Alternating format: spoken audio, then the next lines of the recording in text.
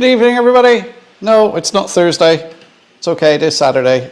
Just standing in here for Rob and Grace, RGJ trains. They couldn't do tonight. They're absolutely shattered because they've been running ragged with their work and everything at the moment. So they were going to try and do tonight, but I think Rob had a late shift last night and they just can't make it tonight. So they texted me and said, would I do it? And I said, yeah, okay. So here I am. I've literally just got in through the door. I was out all day shopping. Bought myself a new couple of things, not railway related, but probably will end up being used on the railway. Yeah, so I haven't even got the trains going yet. So bear with me a sec, guys, and then I'll catch up with the chat. So everything is just, what would you say? I just feel a little discombobulated.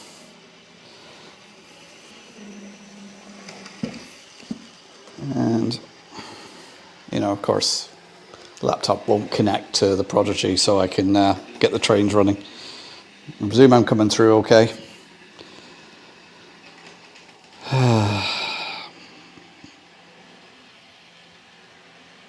There we go. All this fails, restarted. Right, what have I got on the main line? Because I was messing around with these last night.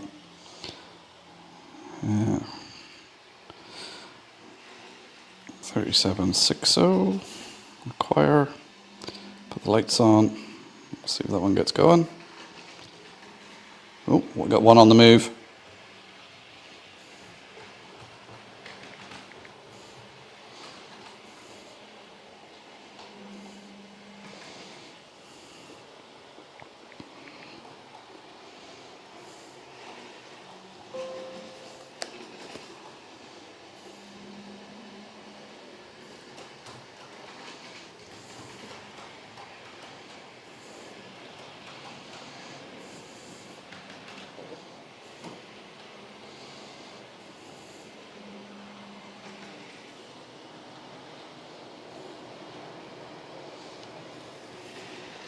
Right, we got some trains running.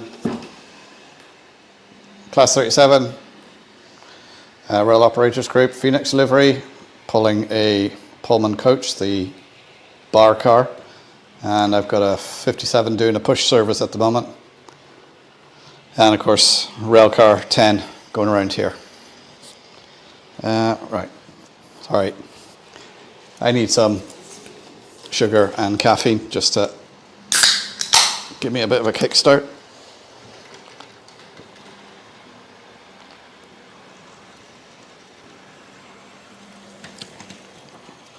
Oh, yeah, now I'm ready. Of course, the other thing is all my phones are dead, so they've all got battery packs plugged into them as well.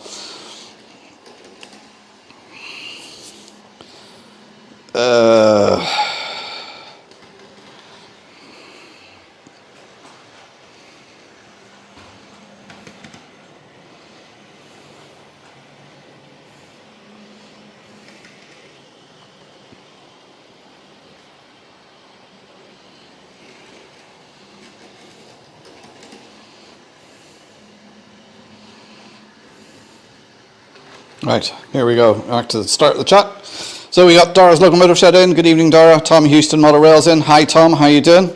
Summer Breeze Model Railway. John and Holly. Good evening, guys. Maura King's in. Hi, Mark and everyone. Only in for a short while. Heading to the cinema to see Downton Abbey. Oh, very good.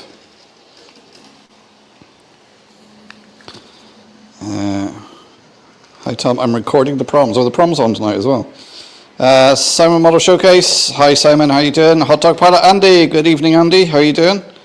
Scott Wood. Good evening, Scott. Who else we got in? I'm just skipping through the chat a bit now just to see who's... These weeks are flying by. Yeah, certainly. Willow Creek Industrial Spur. Good evening. Apologies if I skip over anybody's name without saying hello. Oh, Timber Surf's in. Hi Timber, how you doing? Who else we got in? Raymond Legs. Hi Raymond, how you doing? Right, let's put that on silent. Simon, Timber Surf, Platform 7A, good evening. Food chat starts at, honestly, I have no idea. Well, just 5 minutes before, I crammed a bacon and egg sandwich into me that my daughter, Rachel, made for me, which a lot of you would have met Rachel. She's the one who's usually at shows with me. So she was very kind. I asked her and she made me one. I've got a couple of emergency whispers here as well, just to keep me going.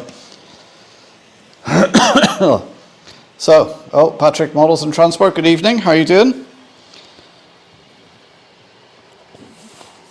Of course, I've just drank a load of Dr. Pepper, so now I'm all gassy. So that's sitting on top of a bacon and egg sandwich. Sorry if you didn't need that visual. Anyway, so I've got nothing planned for tonight.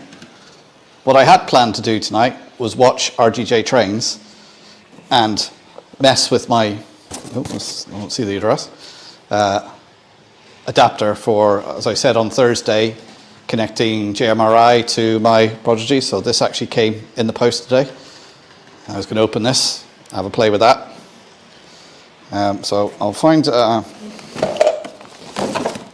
knife. I'm not going to mess around with it on the live stream because that's just going to cause disaster, because I need to sit down and concentrate when I'm doing that.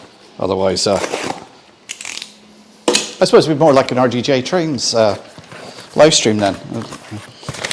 Sorry guys if you're watching in the background. So there we go. That's it. RJ45 at one end and a USB at the other end, and a little bit of circuitry. So that's going to connect that to my PC. So I perhaps will be playing around this tomorrow while Andy's doing his stream, if he's doing a stream tomorrow. I was trying to link his stream to follow after this one, but I don't think he's put it up yet. So anyone else popped in?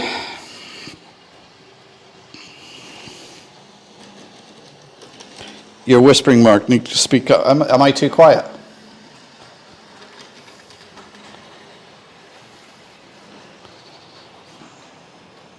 Oh, let me just swap mics. I see this one's going into the red.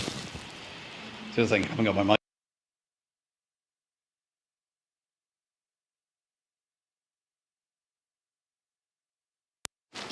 I'm just hoping this one is charged, and it is.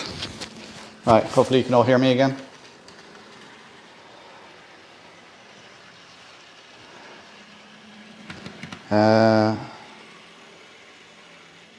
Oh, Andy said I'll get on that. Okay. So everyone can hear me. Excellent. Patrick Models and Transport. Hello all, and all the best from Romania, where I'm at the moment. Oh, are you visiting or do you live there? John, had to do another visual field test to opticians earlier, as they were concerned about previous results.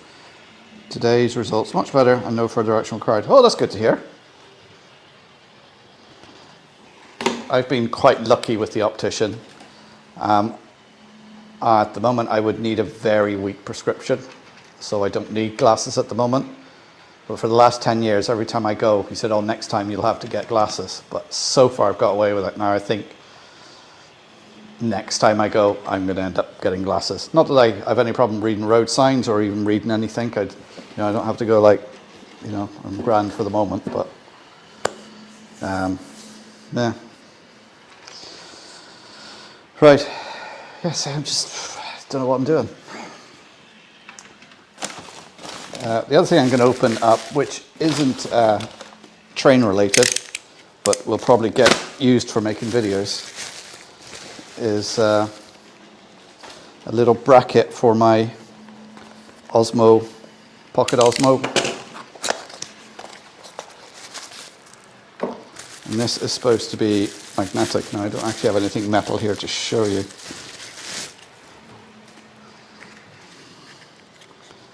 So that's got a magnetic back on it, so it'll hold the Osmo in there, and I can stick it to things that are metal. It's quite often if you're out filming or something, this could be a metal post or something around you can stick it to.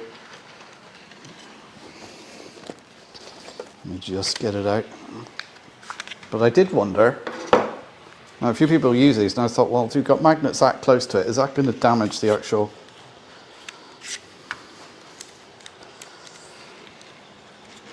I hope the magnet's strong. I don't want to stick it to something, walk away and just see it go poof. So I will do some testing first.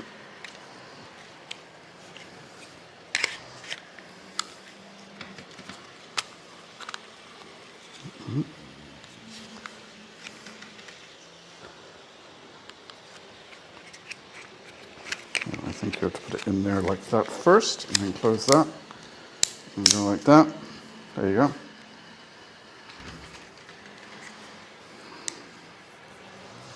And actually,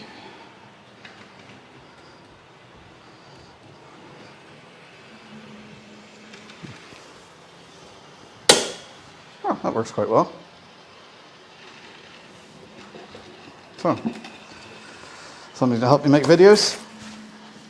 As well as that, it's got a threaded bit on it, so you can stick it to a tripod as well.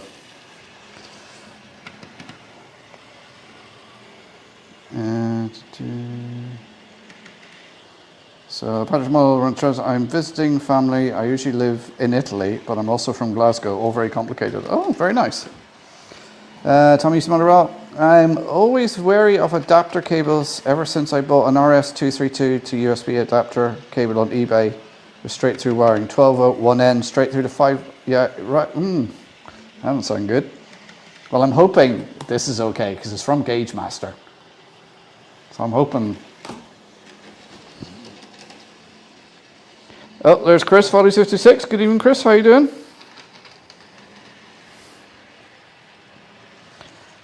I haven't got one of it. I'll send you a link because I was watching some YouTuber looking up on this, and he had one of them. Of course, he had a link to it in his description, and it was like 50 quid. I thought, I don't pay 50 quid for that, so I searched for it on eBay and got it for a tenner. So,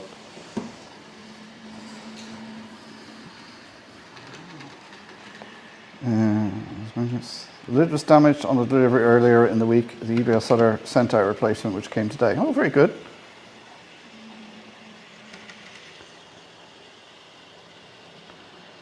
Tea's gone cold. I'm wondering why I got out of bed at all. Morning rain clouds out my window and I can't see at all. Oh, you're not having a good day then, Raymond? Oh yes, yours will be fine. Yes, Tom. Yours will be fine. And I'll be emailing you going, Tom, can you fix... could you have a look at this?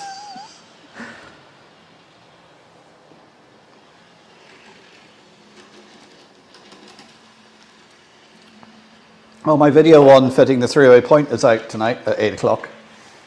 I don't know how long I'm going to be on for tonight because this is totally unplanned.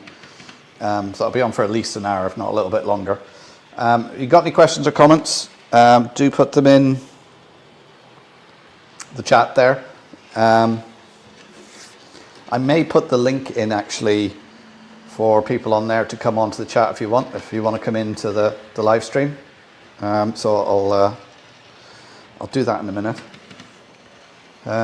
What else did I do today? I bought myself a new phone today because I've got the Note 9 here, which I got in, I think it was 2018, so it's going on 7 years old.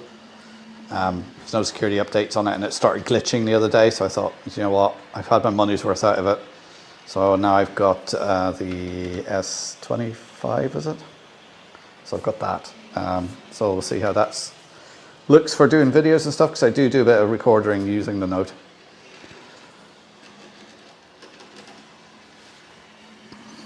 So hang on, the chat is... Oh, what's the camera? Oh, it's the Osmo Pocket 3. It's quite a nifty little thing up there. It's got a gimbal on it. To be honest, I don't find the stabilization on this that good, even though it's got a gimbal stuff on it. When I'm using it and I'm walking along, you can actually see the walking on it. Whereas I don't get that with the Sony, which isn't on a gimbal, but it has digital stabilization on it.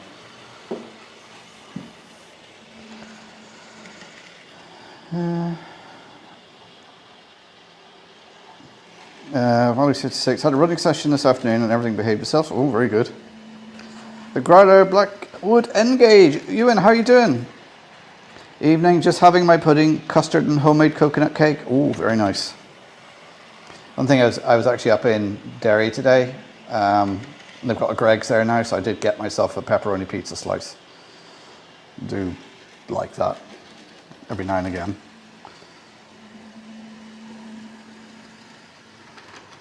Yeah, there's Simon Tane with the cameras, yeah.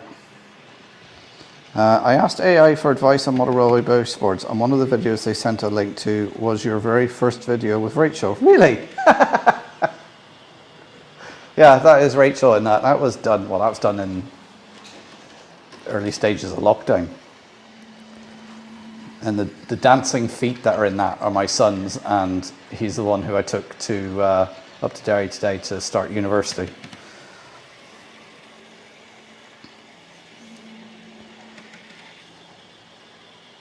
Good evening, Mark and all in chat. How you doing, Simon, SJ TrainWorld? Carry on. Anything goes tonight, because it's unplanned. Totally unscripted. I only knew I was going live about an hour and a half ago when Grace texted me and said, oh, did I want to go live tonight? And I said, yeah, sure, why not? I was in Asda at the time shopping. And like Asda for me is an hour's drive away, so it's not.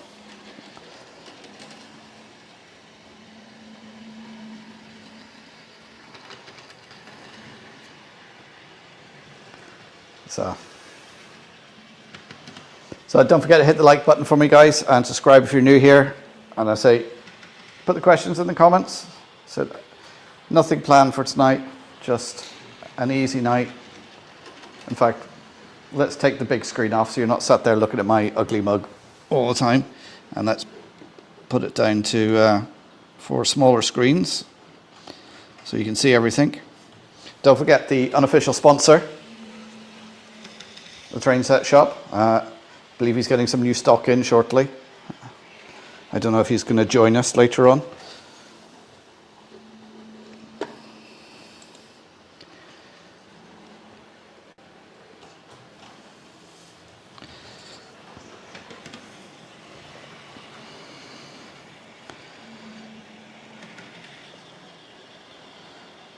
As it's USJ food, just allowed.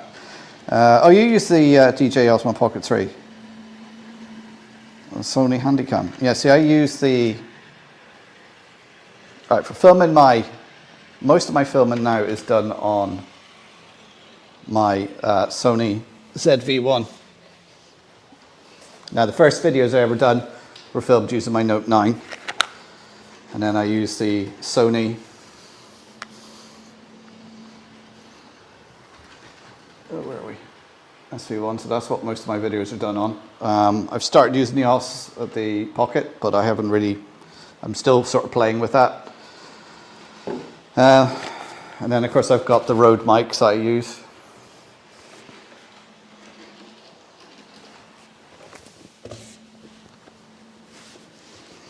And then I've got various tripods and stands and everything. And the cameras in use here are, we've got a Trust webcam, this one here, this one that I'm on now, that's another Trust webcam. This one here is one of the Microsoft little circular cameras. That's about 10-15 years old, that webcam. And then the bottom left is actually my phone, a Samsung something or other. Can't remember what it is, but that's just that camera on there. So it built a few embankments today, laid a little more track and tidied up a bit. Oh, very good. Raymond Lakes, we don't have Asda here in the States. Well, for a while the Asdas here were Walmart, because Walmart bought Asda and they owned it for a couple of years and then they sold it off again, I believe, because it used to be Asda Walmart. And like the first time I was in the States, in Florida, went into a Walmart and was just totally blown away by the size of it, what was in there, all the different stuff you could buy, like the hunting section, and there was actually a section, a car section where you could buy tires off the shelf and everything. It was just like, what is this place?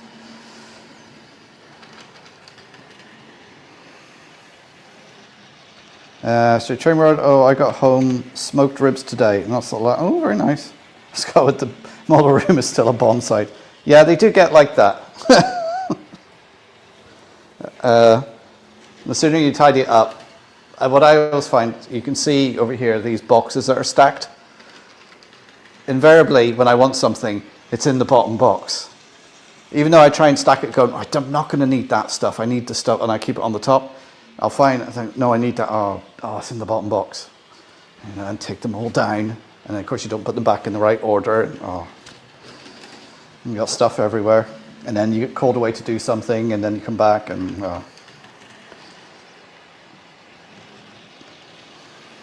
Timber Surf. Going to Kidderminster for a short weekend haul, but trains are banned. Just doing mansions. Oh, her indoors, is it, Timber? Yeah, I think I mentioned I bought myself a new laptop today because the current Dell I have is like 10 years old. Can't update the new Windows on it.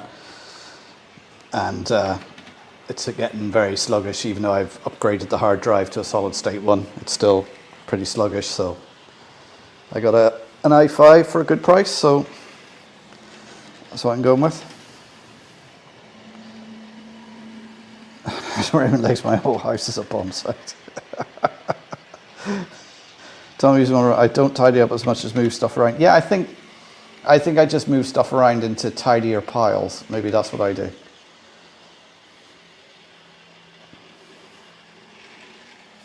I'll talk about Timber Surf. That's outrageous. No trains.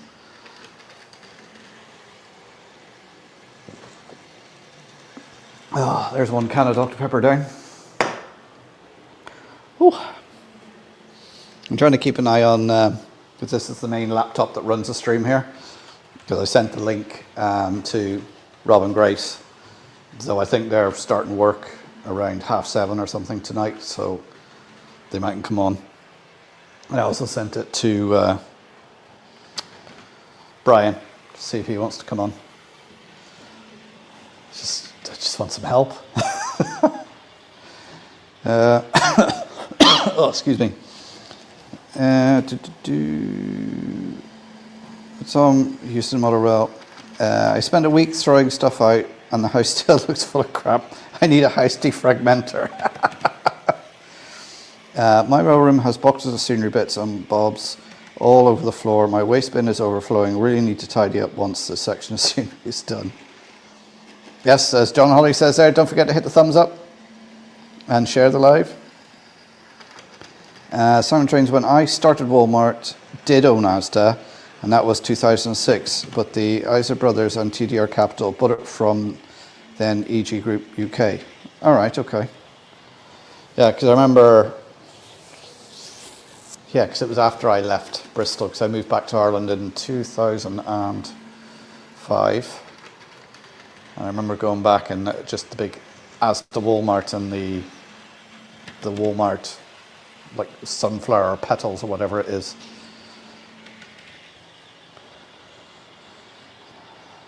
Patrimonial and transport. I also move stuff around, but I also work in that mess of a room I call my study, so I have to keep it under control.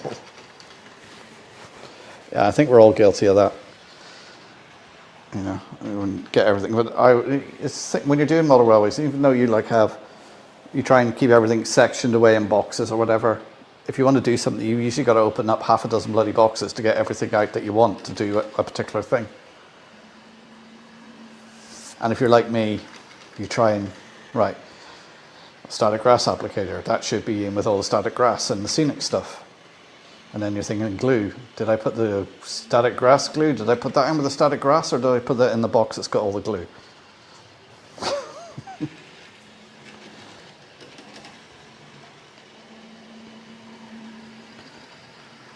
Oh, bye Maura. Maura's off to the cinema to see Downton Abbey, I think she said it was. Enjoy, Maura. Tom Hughes, there was one Walmart badge store halfway along the M8 in Scotland. Yeah.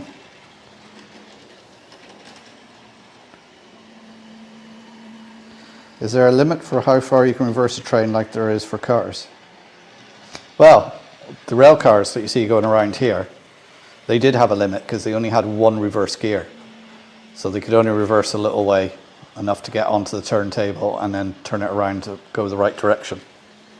Or come off the turntable, depending which way it was going. So that's why the one that runs in Fintown has a shunter. So see, the shunter pulls it up the line and then the rail car pulls the shunter back.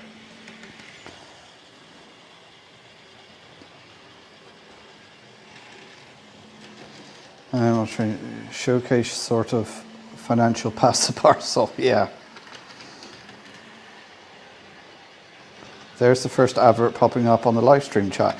Somebody was saying that on Thursday, that there was adverts popping up in the chat. Now I did look at the settings and I don't have adverts set, so, but some people were getting them and other people weren't, so I don't know what that's about. Scott Wood, my bin is the empty box for whatever my last purchase arrived in, so all the odds and ends get launched in its general direction.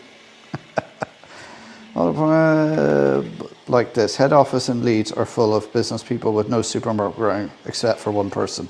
Yeah, that's always the way. You get people who have got degrees instead of experience. Raymond Legs, I got 3 new laptops coming on for each member of the family. Oh. That one went straight over Mark's head. Well, what did you say? What did I miss?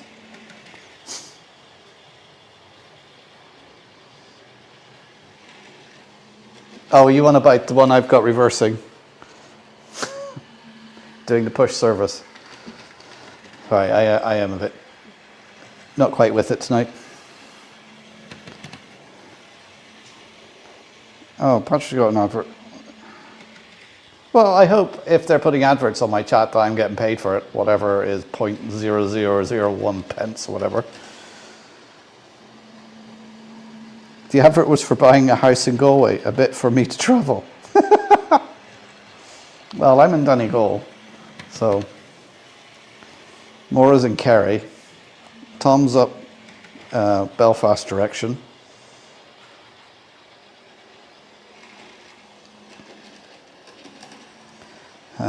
Raymond, I used to get the new one and then the family got the hand-me-downs, yeah.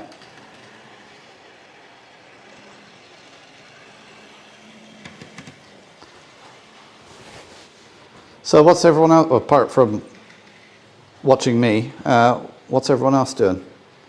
The weather here at the moment is actually quite nice. It's warmed up a little bit. Last night was very, very warm.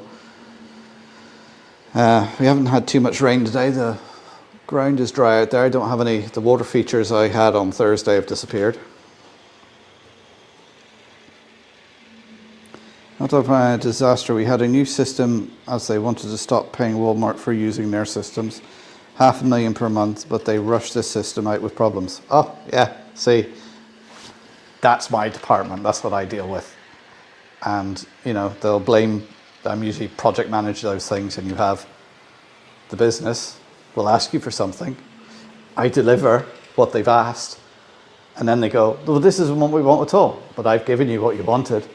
But it doesn't work. But I've given you what you wanted, and I did in this email back here going, this isn't going to work. Oh, can you fix it? Yes, I can, but it's going to cost you.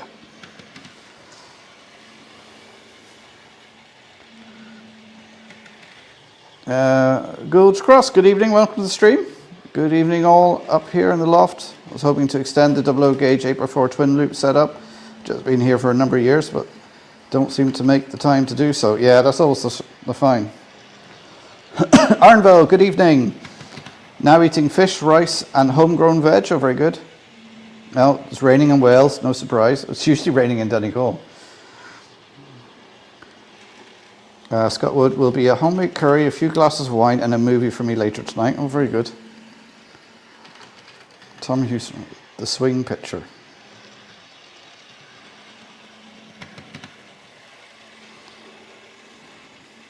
And the Growler had torrential rain this afternoon. I unfortunately was stranded in the railway shed. Oh, terrible. You couldn't get back into the house.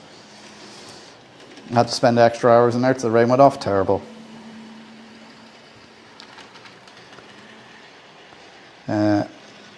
And Darling Runner said, I'm building a scale scene ship and have bought the laser cut kit for it. Oh, very nice. Oh, oh dear. Right, bear with me a second. What I'm going to do is put the link for the stream in the chat, so if anybody wants to come on, they can do. Don't make me regret doing this.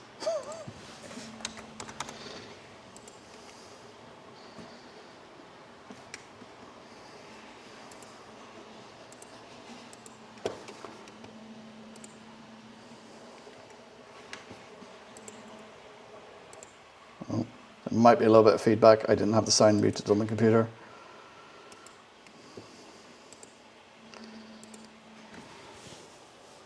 There we are. If you want to come on to the stream, you can click that link. Second advert, this time for some IT gizmo. I used to wear a t-shirt with "No, I won't fix your computer for nothing" on it. I should get me one of those.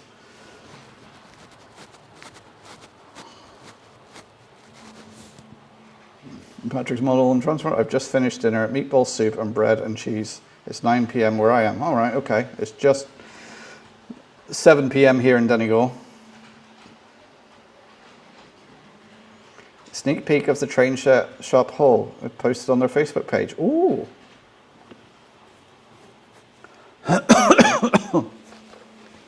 Oh dear.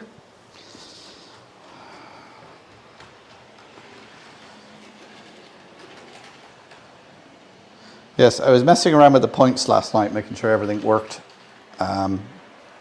Making sure I had all the numbers and everything the right way around for putting on to JMRI, because I was hoping to do that tonight, have a play around with it and get the points working through JMRI so I could use this to change the points. And now I've got a new phone, I can use this phone then as the throttle.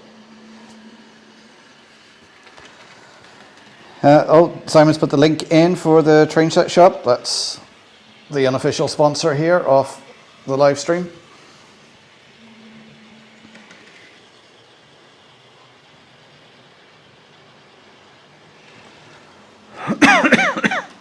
Oh, excuse me. Right, I tell you what, let's swap around the rail car. Let's put 18 on.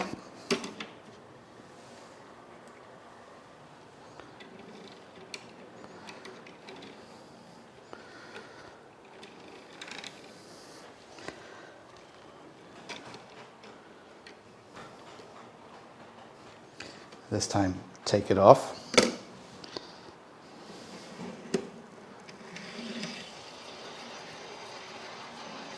Now we got railcar 18 going around.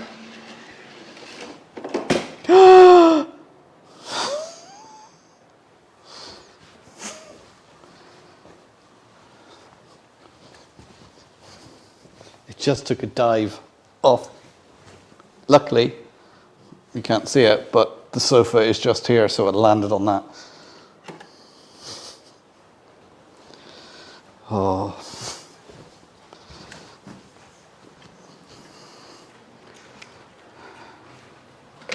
Right, let's try that again, shall we? Let's turn that off.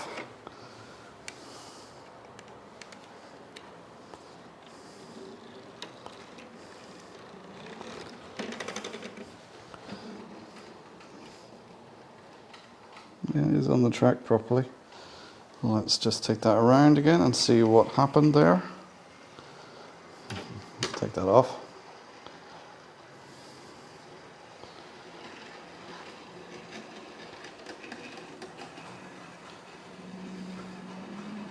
I don't know what happened there.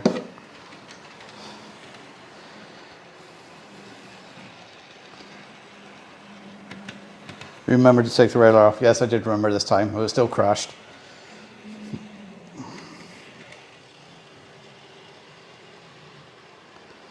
Who bothers to use re-railers? I do, when it's N gauge. Double O gauge, no problem at all. N gauge takes a lot less fiddling.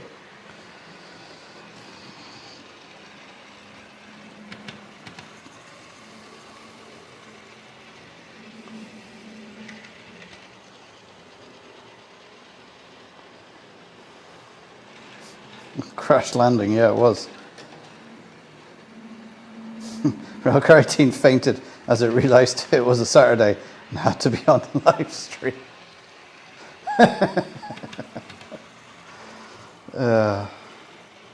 Did you, oh, that was in shot. You actually seen it dive off then, didn't you guys?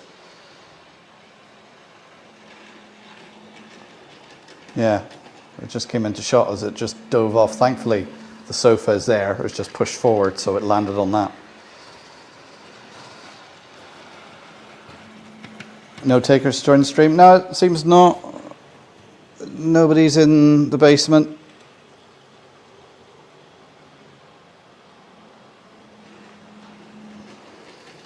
Everybody's too shy. Mind you, let me just check that they haven't hid it in it somewhere because they've been updating StreamYard. It should just appear in the bottom and then...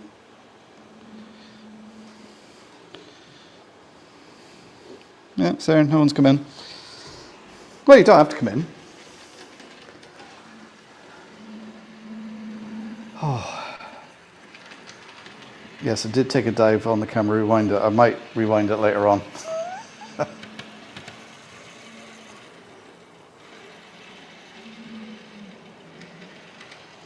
I think that needs a bit of a clean. It's getting a little bit slow in places.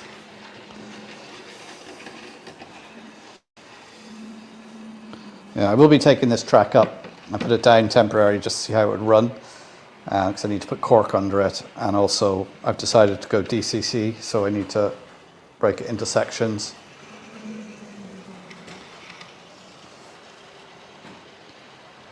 I'm afraid of cellars, too dark.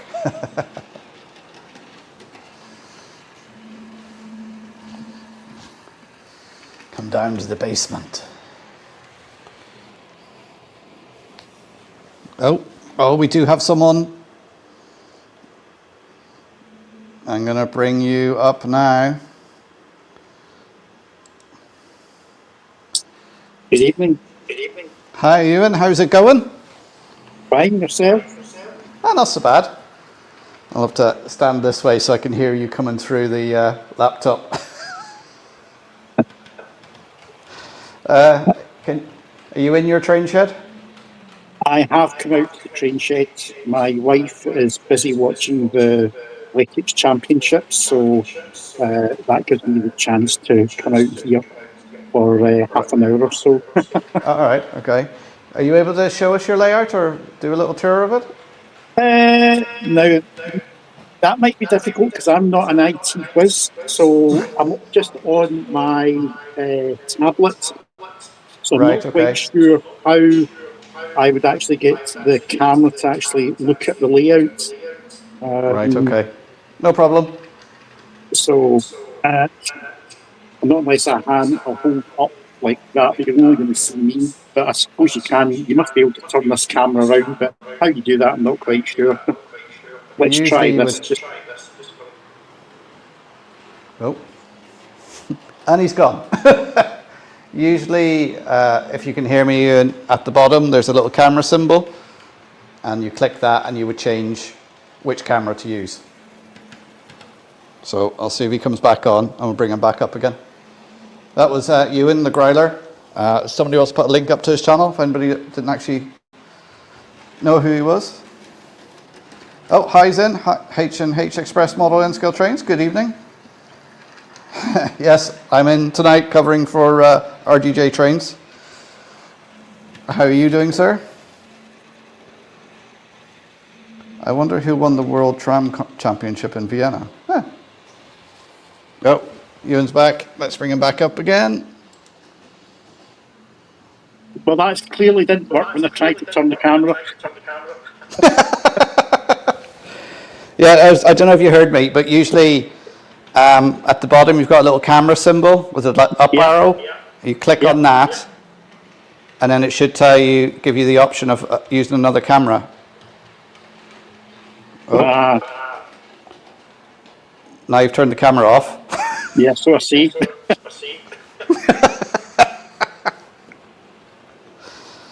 Stand by, people. Some technical difficulties. Yeah, back on. Right. Yeah, sometimes when you go into that, it has the forward-facing or rear-facing camera you can choose, but it depends Yeah. on your device. And so anyway, It's, what have you been doing on your yeah. layout? Sorry? What have you been doing on your layout? You're actually breaking up. Oh, I said, what have I you been doing on your layout?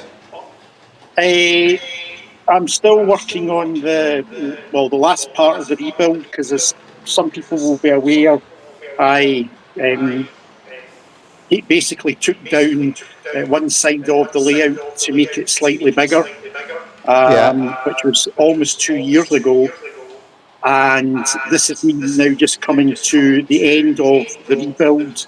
Obviously, the track rebuild was done after about 6 or 7 months, but I tend to do the scenery not just because I need to have scenery. I'll wait until I've got an idea in my head, then I'll work away at the scenery. And I do hope that when people look at the videos, they see that it does look pretty realistic, although it's not based on anything. So this back corner has taken me quite a number of weeks to, in actual fact, work, yeah, because I have to bend over to actually access it, which it's not difficult to access it, but it's quite sore in my back. So after 10, 15 minutes, you have to kind of give it a rest. So I can only do small bits of it at a time. But I have now more or less finished the difficult part. And this afternoon, I was putting down some static grass on either side of the lift out road section. And there's another couple of bits that are ready for static grass to go on, but they're easy to actually get to. So plenty of work. So once that's done, the layout will probably be about 80%, 85% complete. There's only a very, very short part of the layout that's not actually got any scenery on it. But like everything else, there's a little bit of track rationalisation on the other side of the layout that I want to do. yeah. So that will be done first of all. All right, okay. Yeah, say like all your stuff is N gauge, and I don't know how you do it, because just doing this little bit of 009, which Yep. is N gauge track, oh, Yeah. It's. nightmare. I mean, I was a double O gauge modeller in my teenage years. I mean, I had a double O gauge layout in my parents' house, and then like everything else, we get into your early 20s and things, other things come into your life. So the railway kind of took a back seat, and I eventually sold the double O gauge layout. And I was out the hobby for over 20 odd years. And it was only in 2008, 2009, when my wife had said to me, we were doing my stepdaughter's bedroom, because she'd moved out, and she said, I'm surprised you don't want a model railway in here. And, well, the rest is history. I'm just moving away from the laptop, the sound's coming out, because they're saying it's a bit echoey. So I'm just wondering if it's any better if I walk away from the laptop, because although you can't see it, I got a big TV up here with all the pictures on it, so I can see everybody, or I can see you, Ewan. I'm not ignoring you. So, yeah, so the layout was in the house, and then during COVID, I was asked to vacate the spare bedroom. So I had this purpose-built shed built out in the back garden, and the layout was dismantled because it was sectional, because in the bedroom there was an access to the loft hatch, so it had to be sectional. So the layout was basically broken into 4 sections, and it was carried downstairs and out to the shed here. All right. And obviously the shed is slightly bigger than the bedroom, so that's when I had the idea to build the 2 helixes, so that the trains can actually disappear, go down to the lower fiddle yard, and then they can come back up. So it takes them somewhere in the region of about 3.5 to 4 minutes to go down and then go along the lower fiddle yard and then come back up. So it does feel as though the trains do actually disappear. So it's like everything else. No layout's ever finished. I mean, I can see there's improvements I need to make to the lower fiddle yard. There's, I think actually I laid the fiddle yard in the wrong fashion. It works, but I think I can improve it. So there's always these jobs that, you plan ahead. So the layout will probably never ever technically be finished, but I don't think layouts really do technically get finished.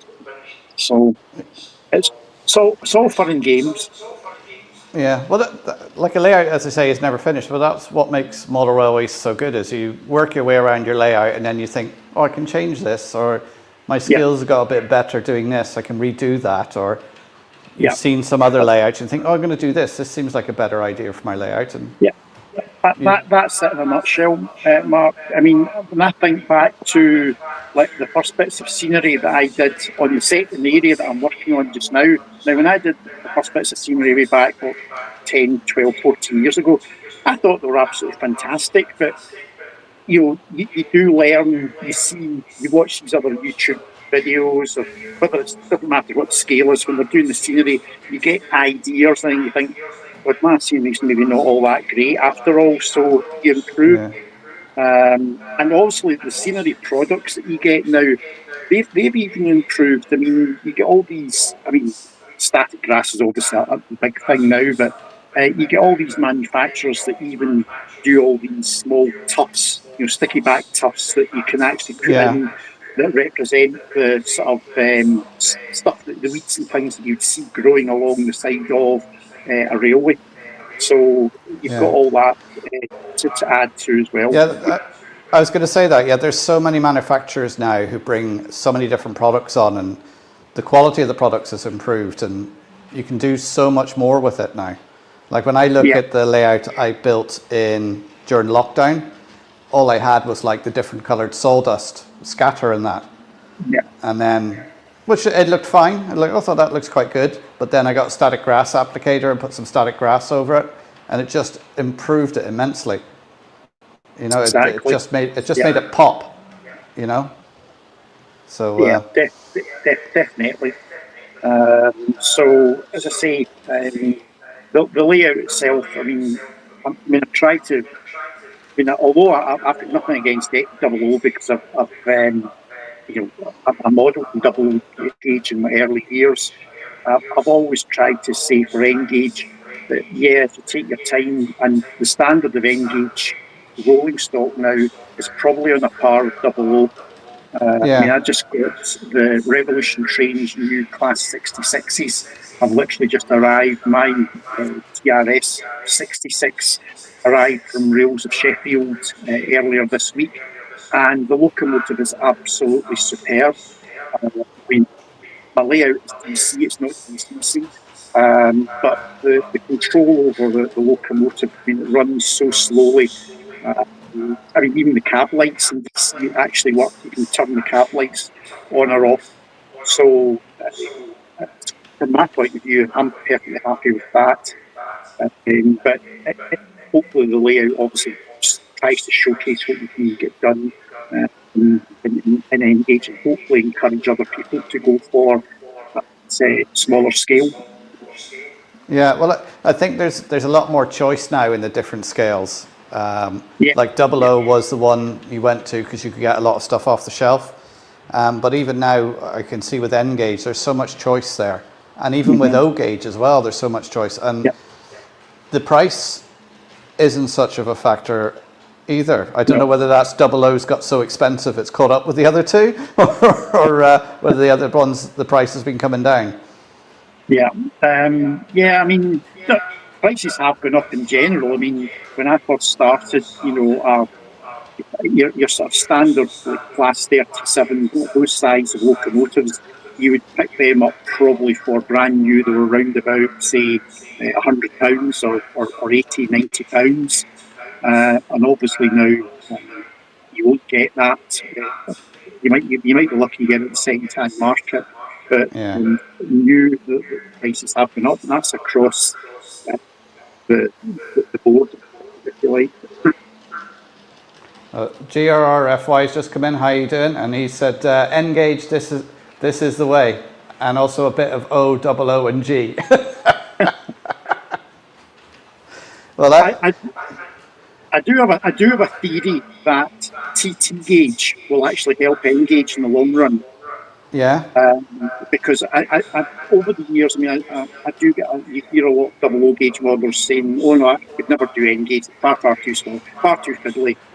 And then because it's Hornby that brought in TT, these same people will say, oh, we'll try that.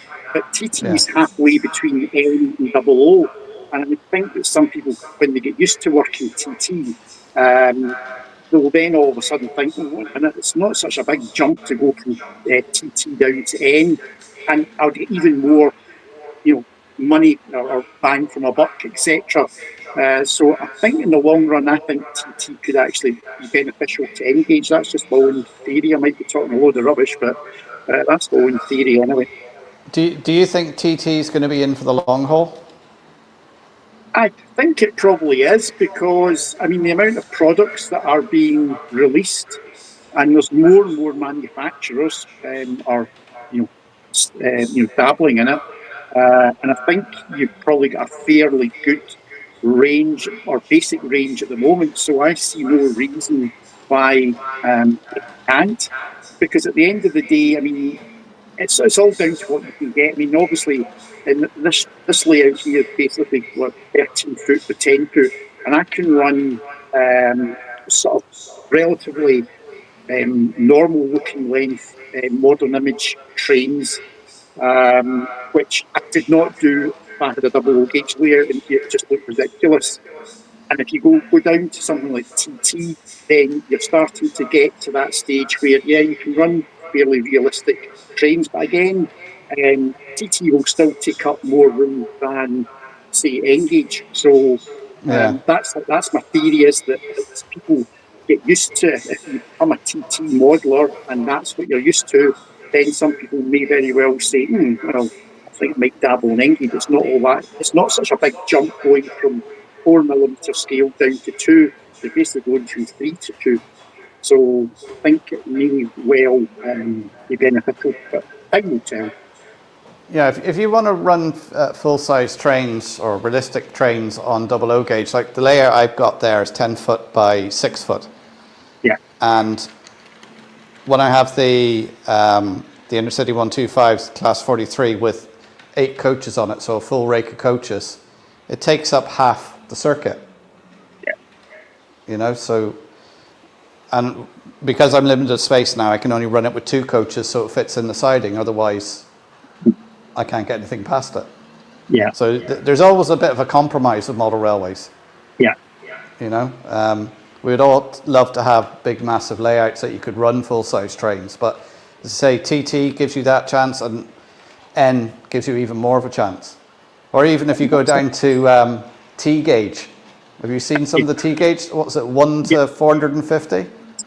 Yeah, that's. I mean, again, yeah, I've seen T gauge, and I mean, even there, you see some of these trains that I've seen at some of the model railway exhibitions, and I mean, what you could squeeze in T gauge would Yeah. be astronomical.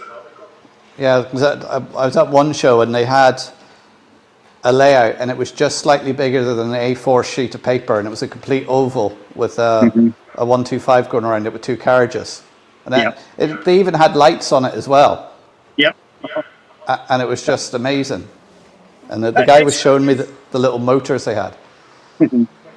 It's all down to just the advances in modern technology. Because Yeah, I mean, all your scenic details and all the stuff that's now laser cut.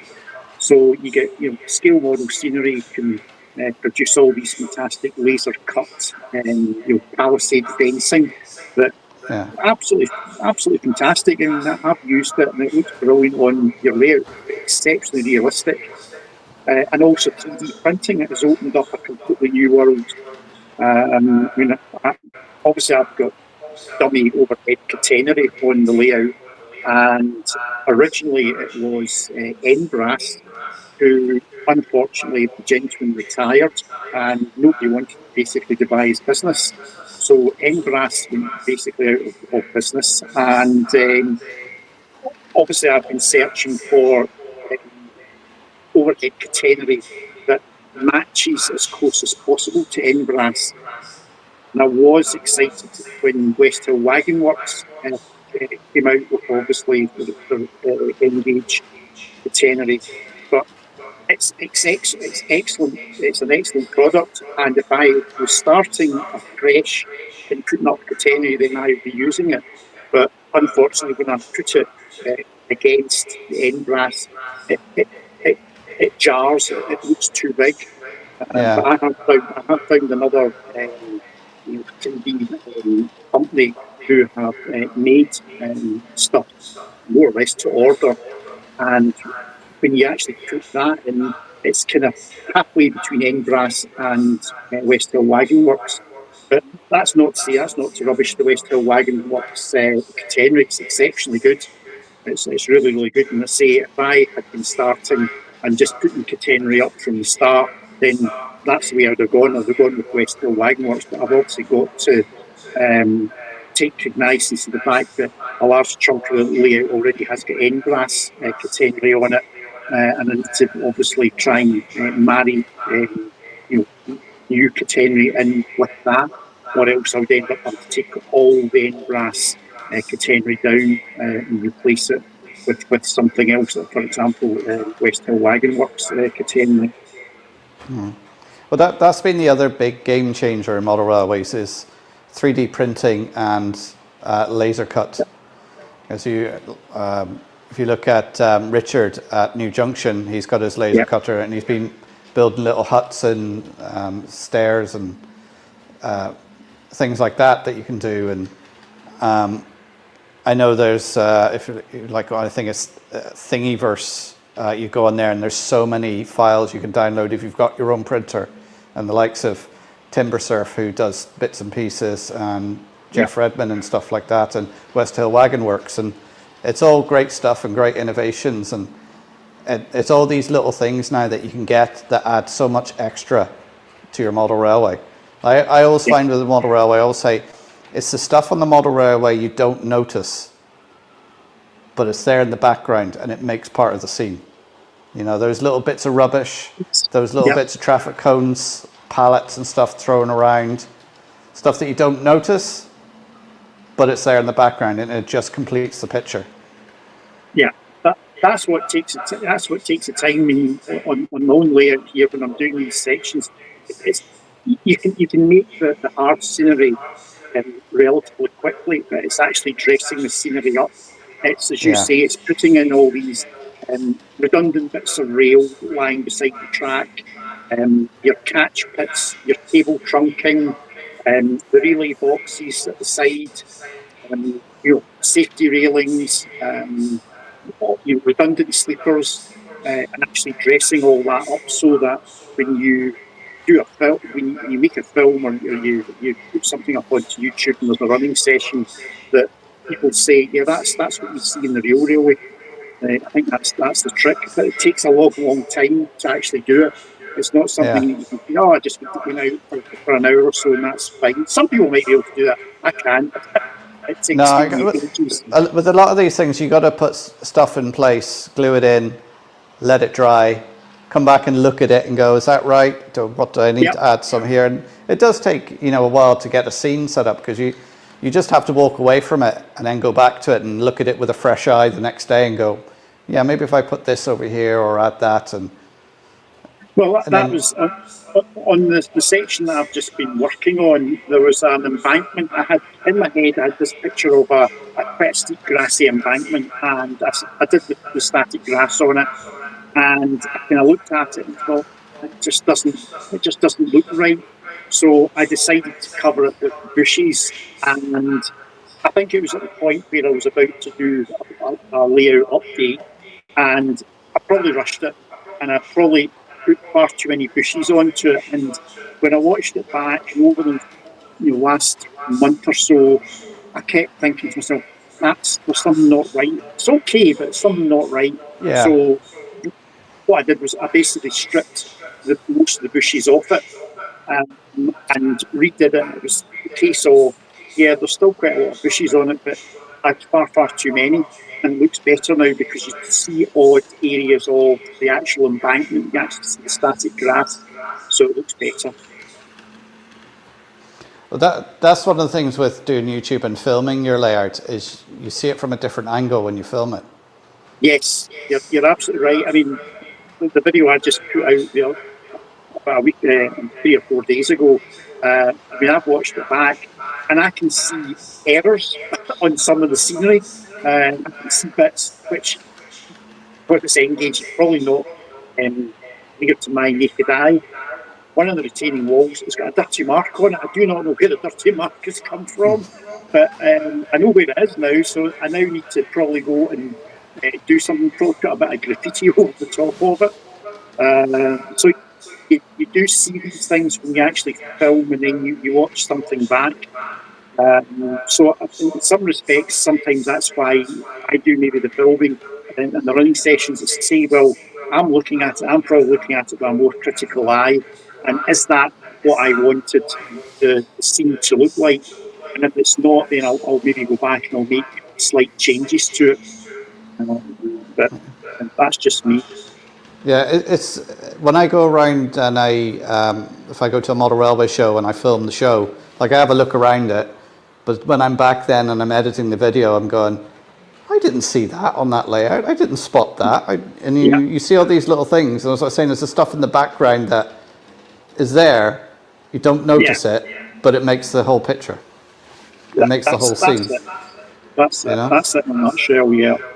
And it's a great thing to go around shows and watch videos of other people's layouts to get ideas and inspirations and go, oh, I like what they did there. Oh, yeah, I could try doing that. And yeah, well, that's what I do. I mean, I'll look at say it doesn't matter whether it's double O gauge or whatever.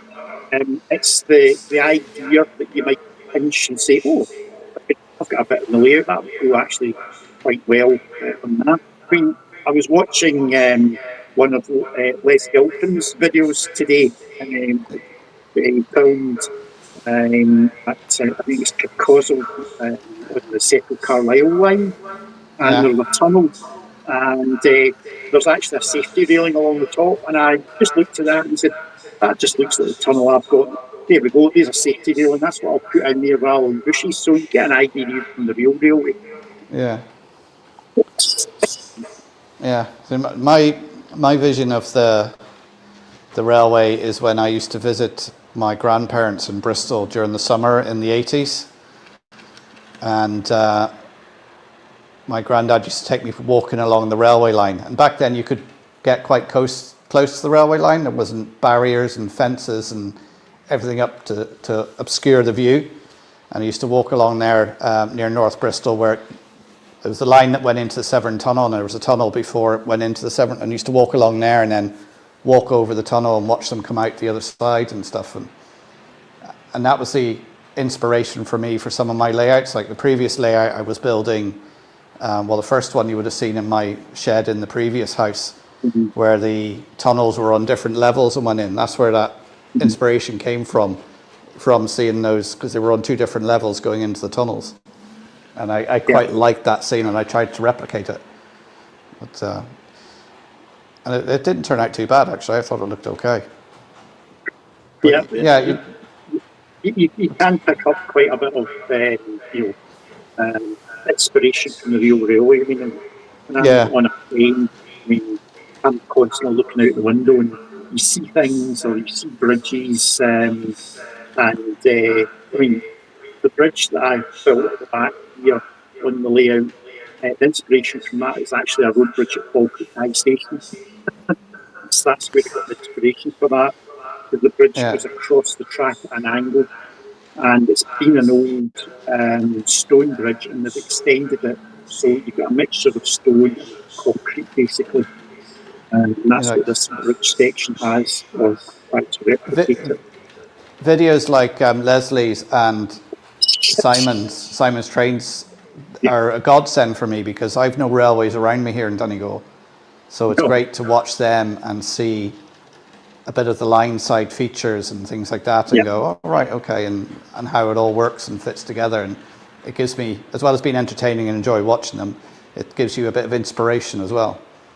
Yeah, Does that? Yep. So, you know, I think like the other thing, having YouTube now, I think it's, for me, it's improved the hobby. It's given me a chance to meet all you guys out there. Like I've met a lot of you at shows and things like that, and had to do these lives and chats, and you know, and get we sort of throw ideas off each other and look at each other's layouts and go, oh yeah, I like that. Yeah, I'll pinch that idea. That's it. I suppose that's the great thing. If somebody pinches an idea off your own layer or whatever, then it's all kudos to the fact you thought of it in the first place, and somebody thinks it's great Yeah, enough for to be used. So wouldn't bother me if somebody said, "Oh, that's a good idea." He's got it. I'll pinch that.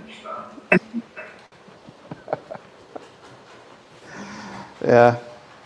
So what do you you got a little bit more scenery to finish on your layout? Yep. And then it's track rationalisation on the other side of the layout. There's probably about 5 or 6 sets of points that can be removed. Where I extended, where the lines that come up from the helix, they obviously are joined onto the main layout. Now, at the back here, there was a siding that never got used. So that siding was taken away, and that runs through the back tunnel and comes back onto the layout. And it gives a much longer run, and also allows me to actually store a full-length train basically on the main layout before it goes back down into the helix lines. Now, there's actually 2 points there where the siding used to be. They're still there, but they're now surplus to requirements, so they can certainly come out. And I did a rationalisation to the upper fiddle yard before I started anything else. And the rationalisation of the upper fiddle yard was more concentrated on the left-hand side of the layout. And on the right-hand side of the layout, I have got a series of, well, it's one road bridge, but the track had been laid down, and then I tried to basically fit a road bridge or various road bridges over the top of it. And the problem is that there's 3 points that I can't actually see what they're set.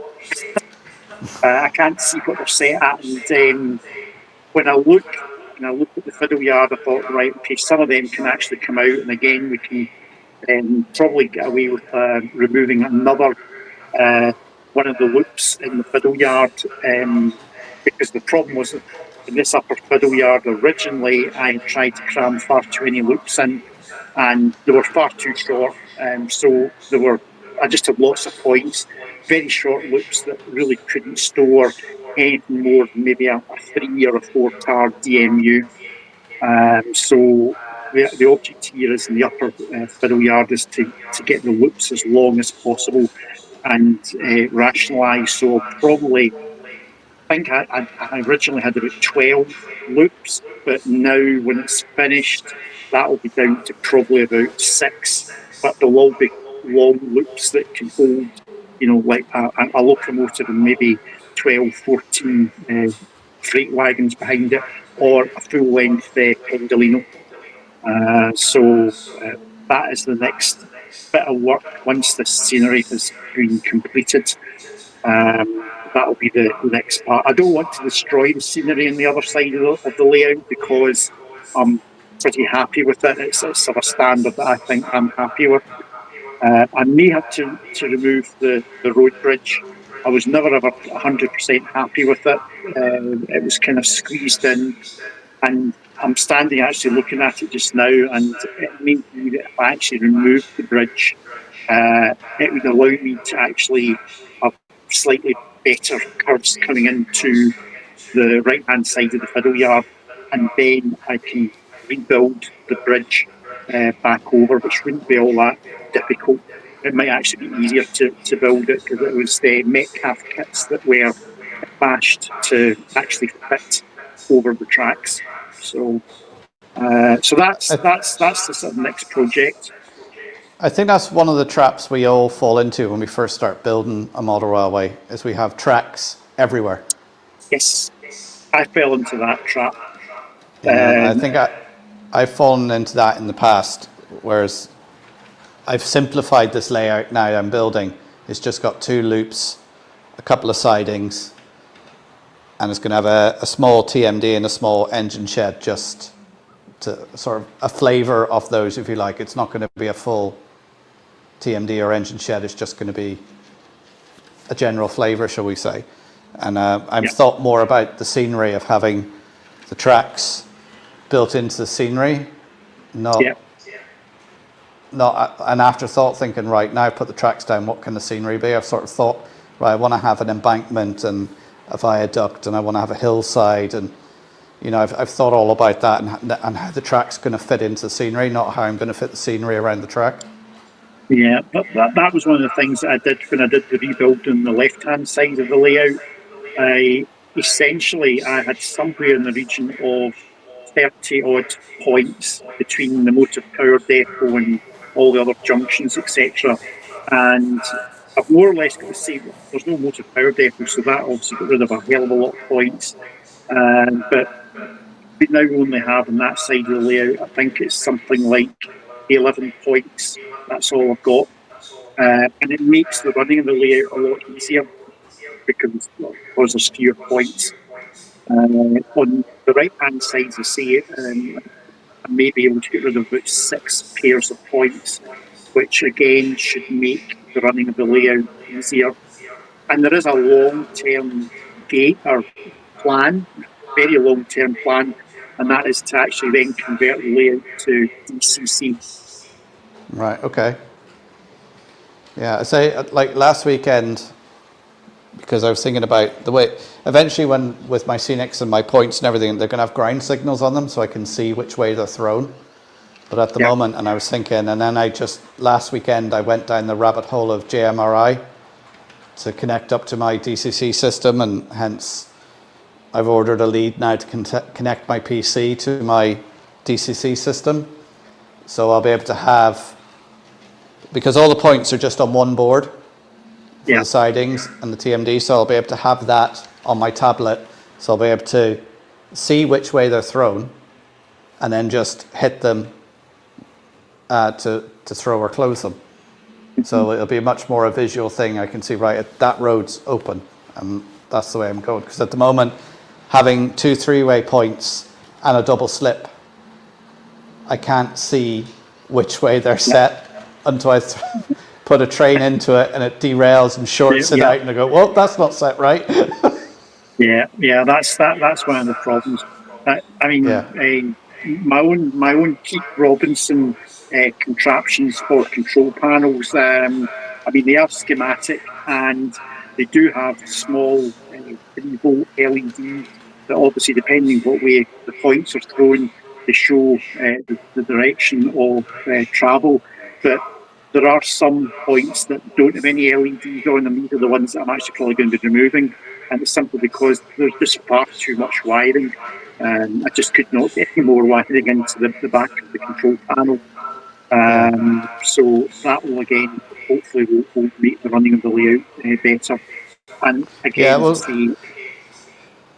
what I've done with my points now, I'm still using the SEEP point motors, but I'm using DCC Concept solenoid controllers.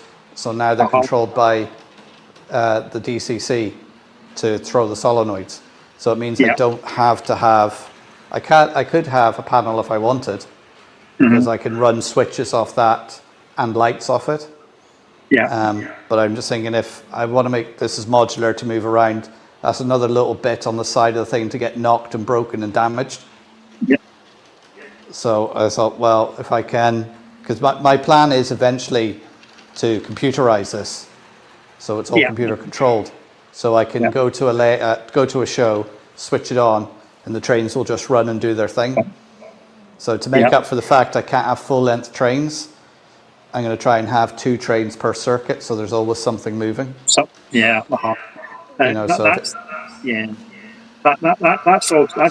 quite a good thing. I don't know how many shows I've gone to where you can go and stand at a layout and you don't see anything run for 10-15 minutes.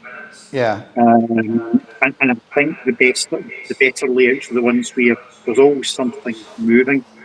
Yeah, because like I've seen it at shows. You'll have someone come along and literally there for 2 seconds. If they don't see anything, they move on.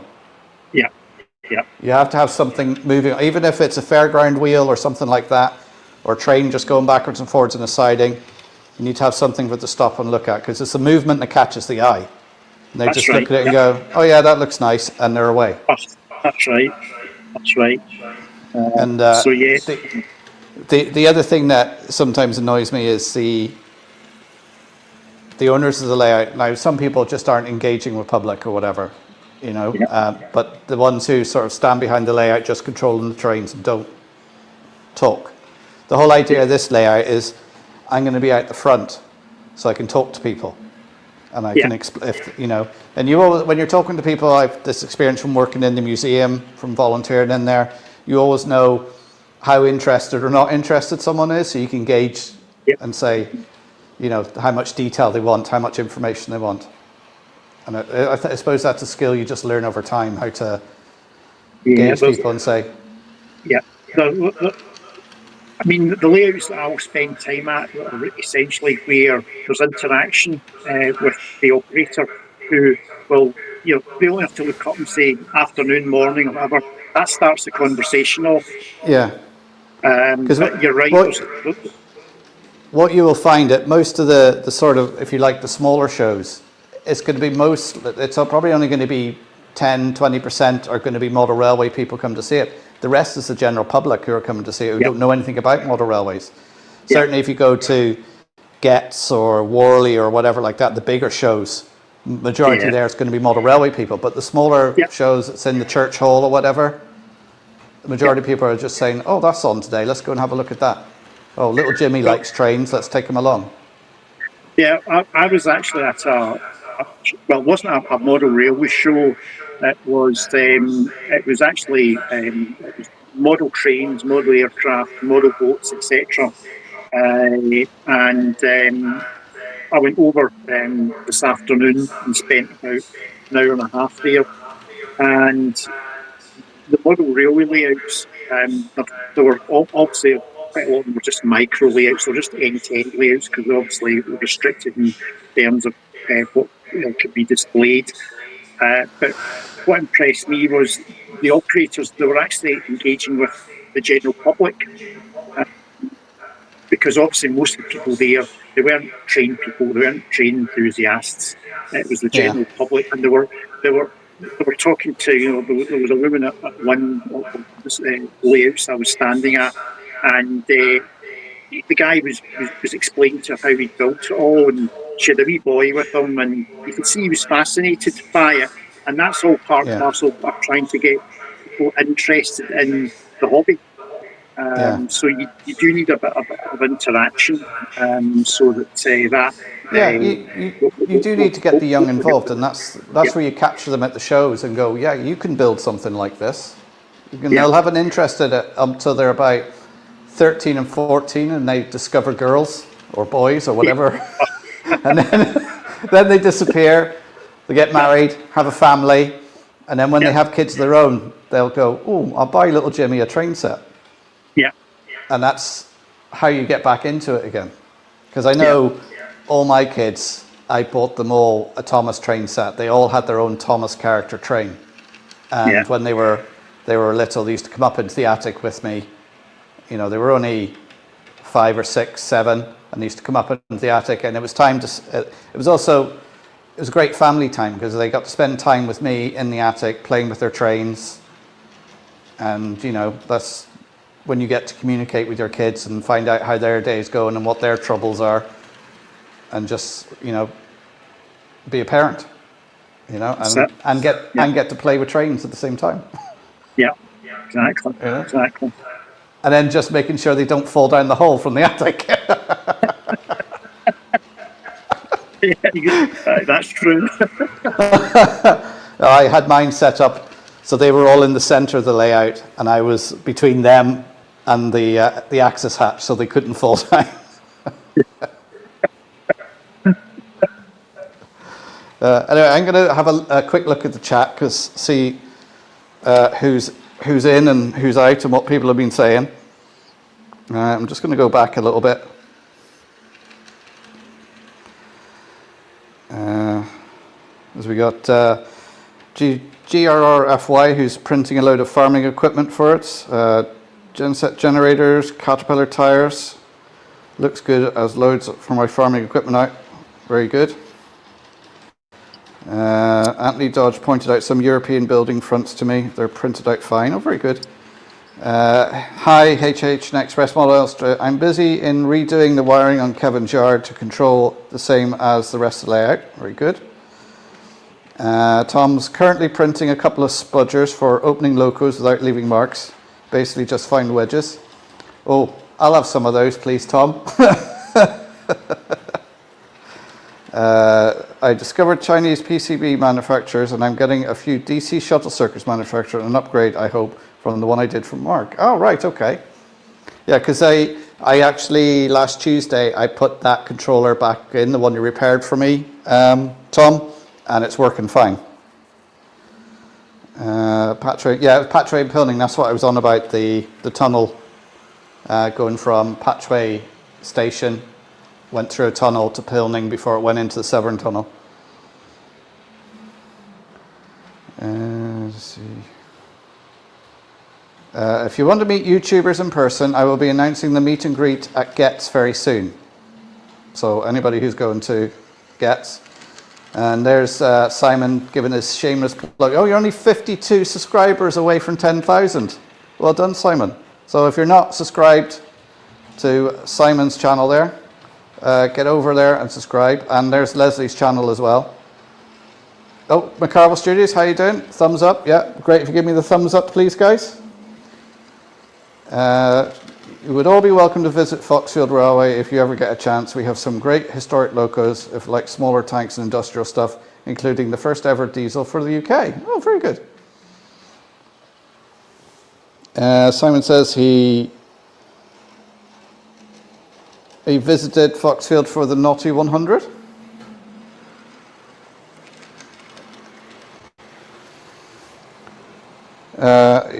GRFY, I've been there today. I've been given carte blanche to rebuild the G-scale there. Oh, very good. I have to build a G-scale for the Donegal Railway Museum because we've got a load of the rail cars you see here in G-scale. So that's something I have to start building sometime. I've been trying to build it for the last 3 years and I haven't even put one bit of track down yet.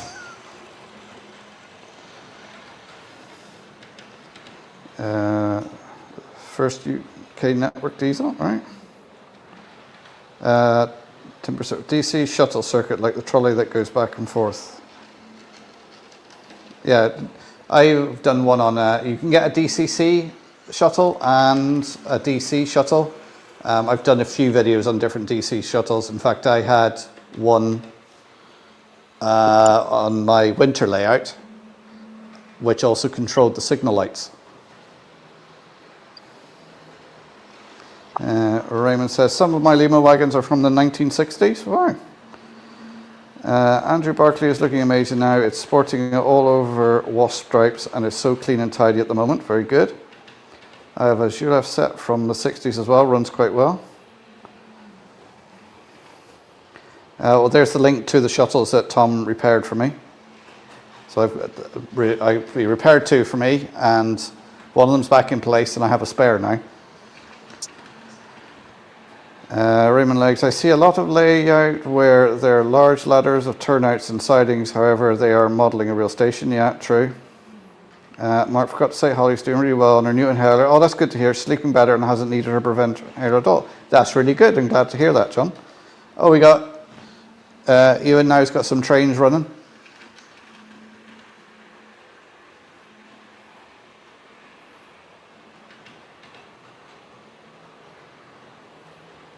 So, hi to anybody who's come in who I've missed and haven't seen in the chat, and anybody who's lurking in the background, you're very welcome.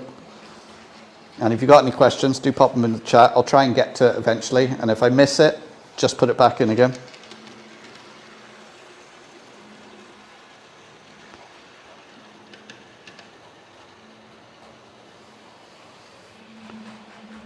So I'm just, oh, Brian's in as well. Brian Sandstrom Mark II. Good evening, Brian. How are you doing? Raymond Legs, I discovered girls, but they don't like me, so I went back to trains. Yeah, I discovered girls, and then I wanted to go back to trains. Oh, I hope she's not listening.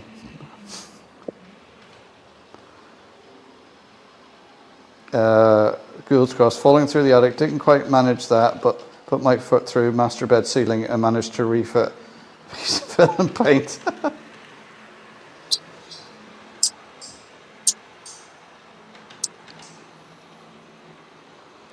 I would have painted a footprint on the ceiling. Okay. Leicester Station TMD, Gary, good evening, how are you doing? I don't think I've caught up the chat. Where's Barnabas Junction for the DB sector? Right, I think I caught up the chat there. Apologies if I only went back so far, if I've missed anyone else. But if you got any questions, do pop them back in the chat. I'll try and keep up.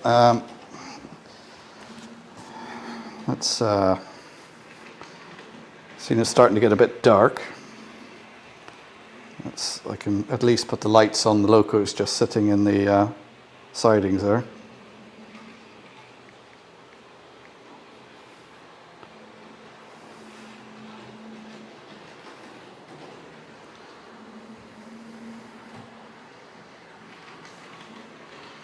Can you see them there? Yeah, look at that. It's just coming up to 8 o'clock and it's getting dark already.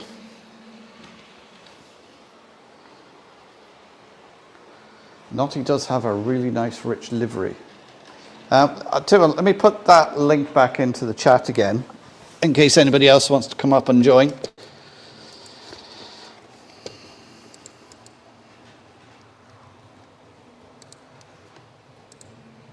So there's the link if you want to come on and have a chat like myself and Ewan did.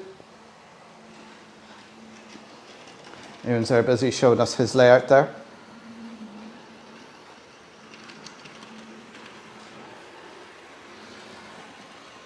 Oh, Hermitage Road, Pete's in. How are you doing, Pete? Oh, that's 100% charged now, so I can take the battery pack off. Tommy said, my wife put her foot through a ceiling while we were doing some renovations. I gave her a stick for it and then did it myself a few weeks later.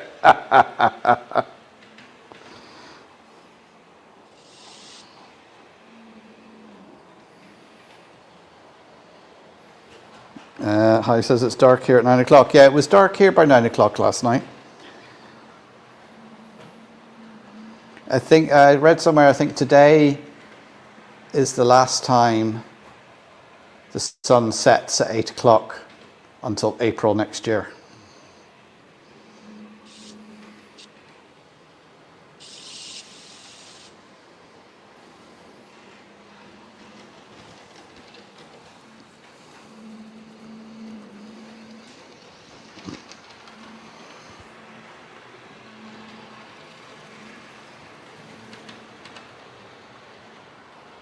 All right, so anybody who joined us, we've got Class 37 hauling a Pullman bar coach.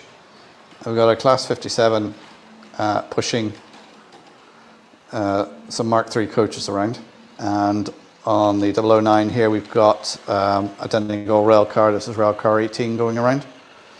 And looking at Ewan's there, he had, let's see, Eleanor, is that the 800? And what's that? Oh, I can't. Yeah. It's Class 800 and there's the Class 60.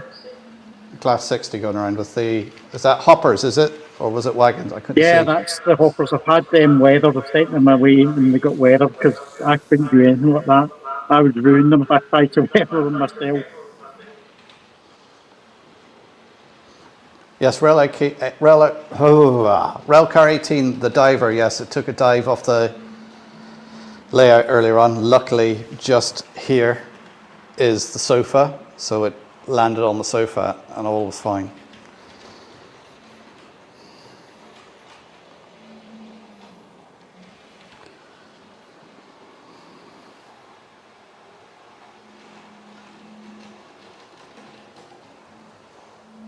And then parked up in the sidings there, I've got, of course, Class 43, the Intercity 125, and then Irish Rail Class A class.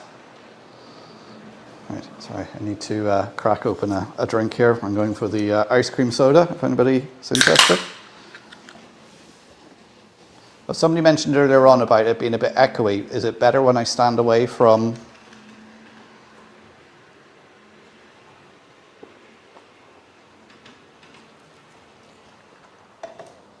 Oh, that's better.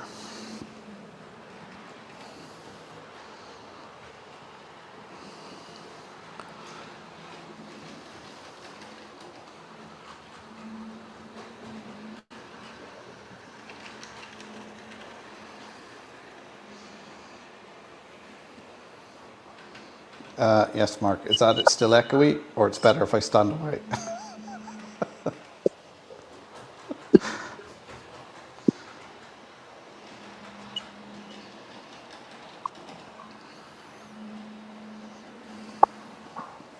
Oh, I'm just going to...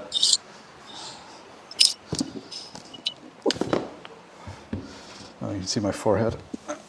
I'm just going to sit down here. I'm down here.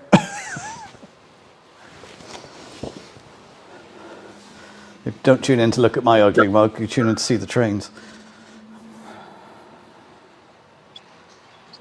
Not great, but better if you stand away. Okay. Well, I'm away from it now, so. Usually it works quite well with the radio mics and the sound coming out the speakers. You never used to get the echo, but StreamYard may have changed some settings and I haven't seen, because I haven't added anybody on a stream with me for a while. It's better when you don't talk. I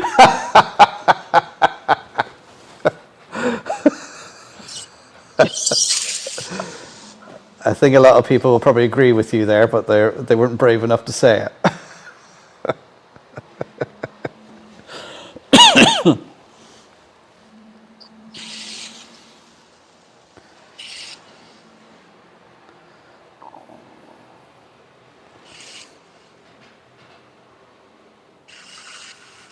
Goes across. Was hoping to delve into a small bit of 009 board pneumonia locos and wagons. Oh.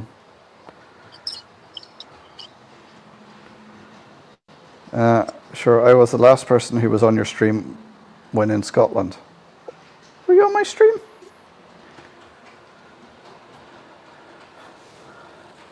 I can't remember. It is a while since I've actually done it.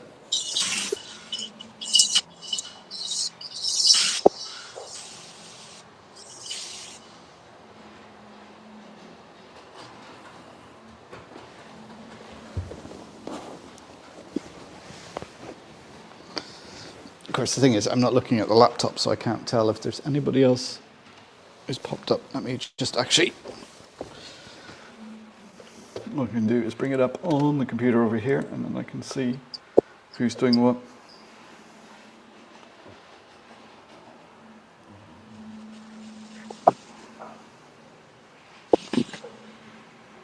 That's right, I remember now, class 37.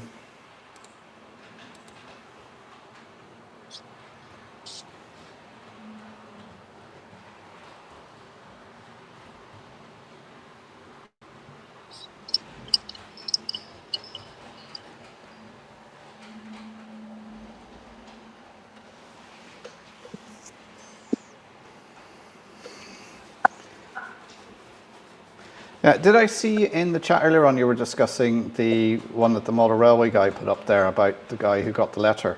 I seen he posted an updated video on it, but I haven't seen it yet.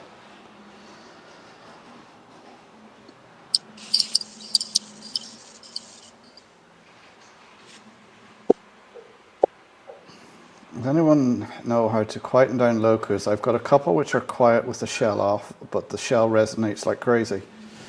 I don't know, I suppose get some foam or something and fill the empty spaces inside, maybe? Or is it the vibration of the motor is hitting off it somewhere and...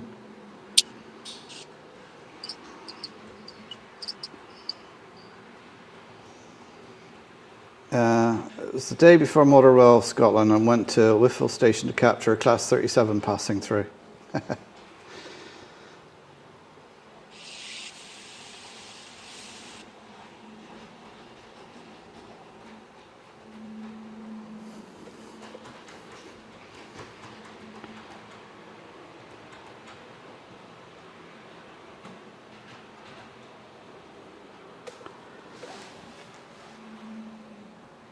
wondered about carpeting the inside of the shell. I suppose that's one way to do it, Tom. We go into your house and just find loco-shaped holes in your carpet.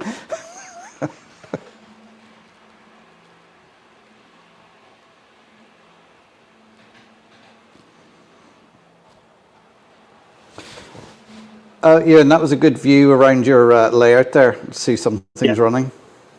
Yeah, my arm was getting too sore. That's why I had to stop.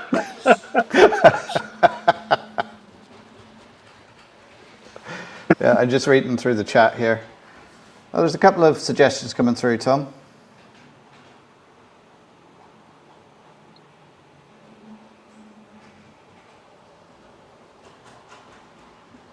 A bit of self-adhesive roofing joint tape that's foil on one side and thick bitumen style on the other will damp it and add an inch square to the body if you have room. Okay.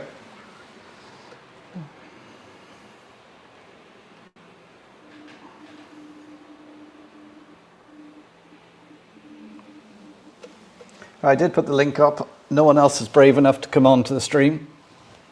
It's just you and me, Ewan.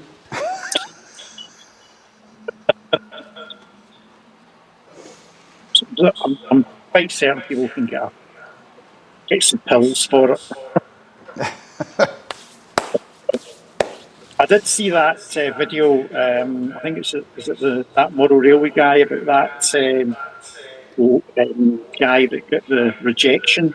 I did watch that update tonight, and it has actually worked out well. I would spoil the video, but it has worked out well. All right, I'll watch that after the stream. Yeah, well, it's coming up to 8:10 now, so I'll probably keep going to about 8:30 if that's all right, guys. And then, because that'll be 2 hours, then that's enough of me. And me.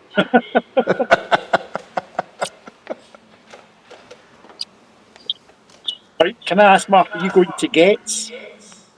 No, I'm not going to Getz. I've had too many holidays this year, and I've got a couple of more before Christmas, so the budget doesn't allow. Because for me to get over there, it's flights, and transport, and hotel. So it's to go to a show in the UK, you're looking at like 400 or 500 quid for me for a weekend. You know, so that's quite expensive. Yeah, I can't just nip down the road like I can over here. Like there's a few shows close to me, like up in Belfast, which is only about a 2 hour drive for me. And actually, the closest show to me is on next weekend in Enniskillen, next Saturday. So I'll be at that. So watch out for a quick live stream from the Earn show in Enniskillen next Saturday, as well as the normal video that will come out as well.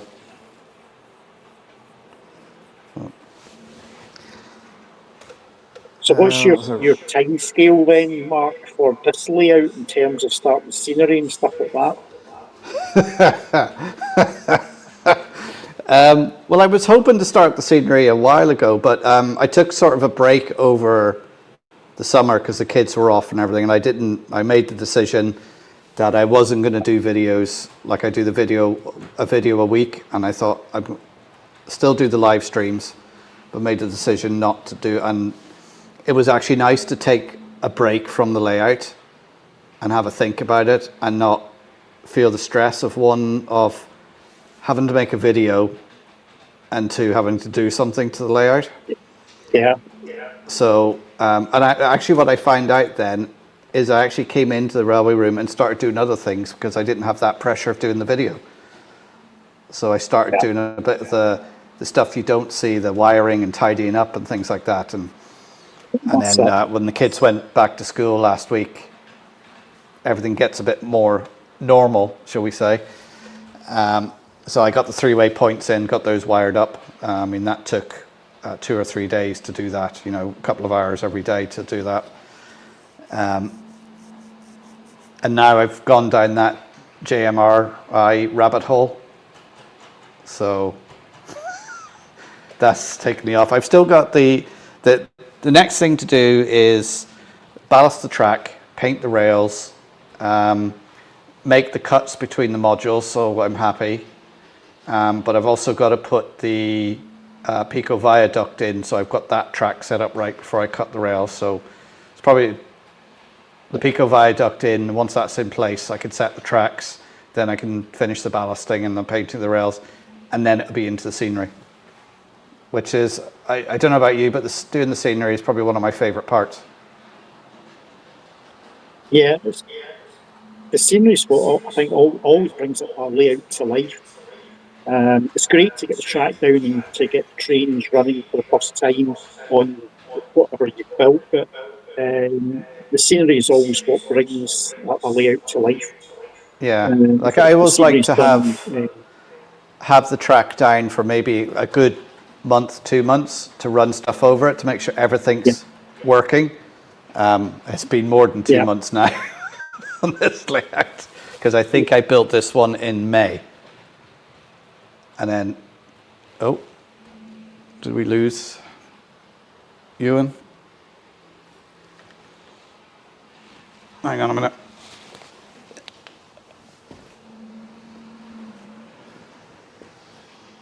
Yeah, we lost Ewan there. I don't know what happened to Ewan, but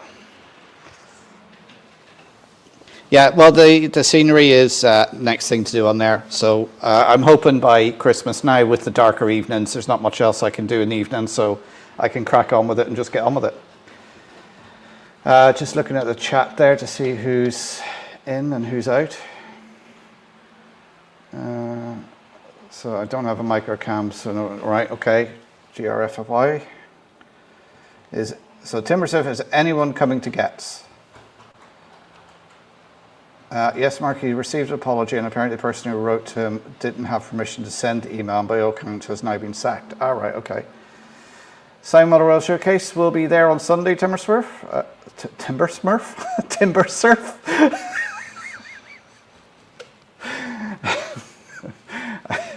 GGRFY, I need to get some tea, some night. Okay, good night. Thanks for popping in. HH and Express Models, unfortunately, not in the train when we go back from the caravan. Timber, you've tried to beat Model Crew meet. Yes. I'm hoping to be at Model Crew next year. Travis Adventure, good afternoon, guys. Hopefully everything's going great. You're very welcome to stream, Travis. Hope you're keeping well.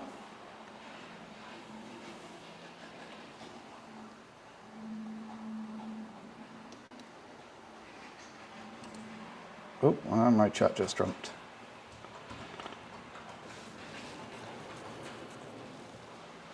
There's a YouTuber who I watch from Australia who's coming to Getz. He's having a few weeks around the UK filming content. Oh, very good. Will James Railways. Okay.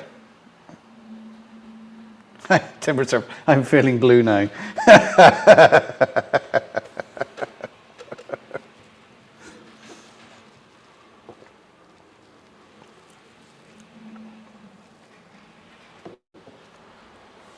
Oh, Ewan's back.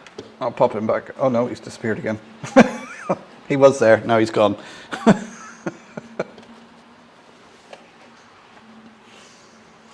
Right, as I said, I'll keep going to about 8:30.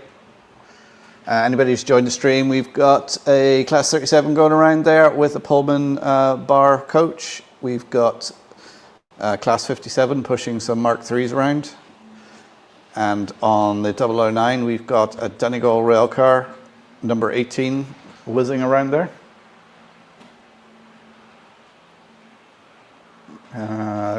My internet dropped. Great to have chatted with you, Mark. Thanks very much for coming on, Ian. It was great to have a chat. And for showing us around your layout as well. I'm sure everybody here is already subscribed to you, but head over and subscribe to him if you're not. It's a great channel, even if it is Engage.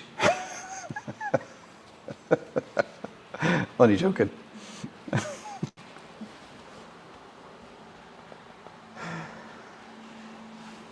In fact, I'm sat here at the computer, so let me...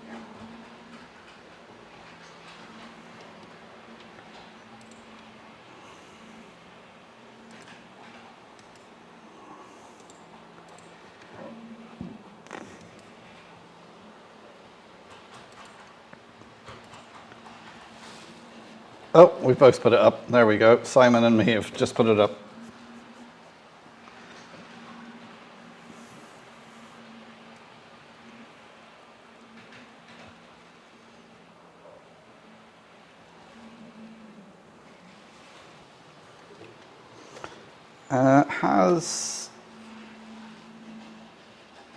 As they would say, Mark, pick a window.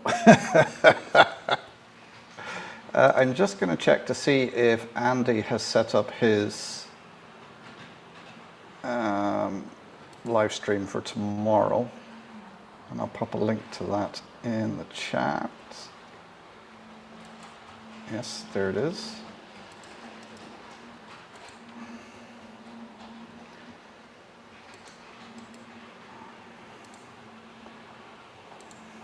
Right, there's a link to Hot Dog Pilot Andy, who's on tomorrow at 1 o'clock. That's no problem, Ewan. Put the link up, share it out.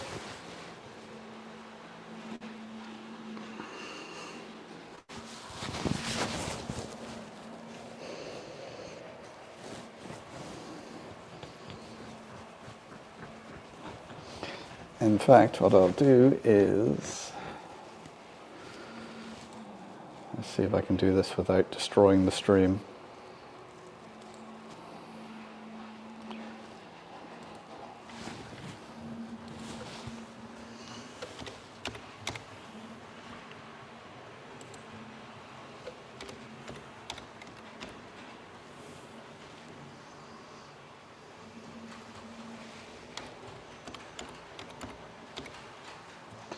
I don't know why it doesn't come up.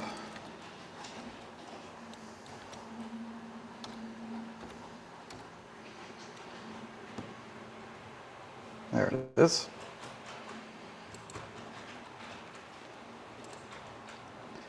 Right, so I put a redirect in, so when this stream finishes, it should pop up with a redirect to Andy's stream for tomorrow at 1 o'clock.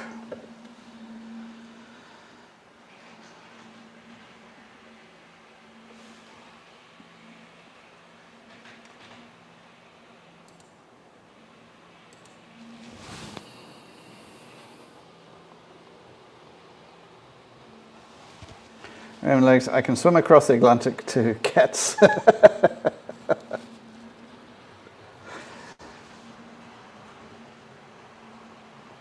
Tommy's, I've just noticed I've hit the ton, 100 subs. Well done, Tom.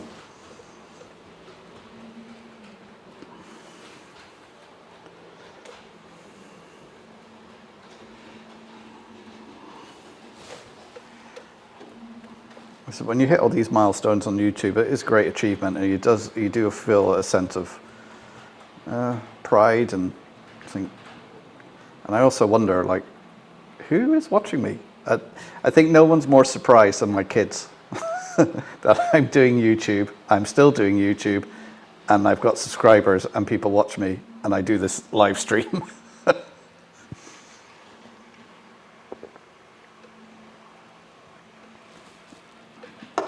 Like, if you said to me 7 years ago I'd be doing YouTube, I'd be like, yeah, right.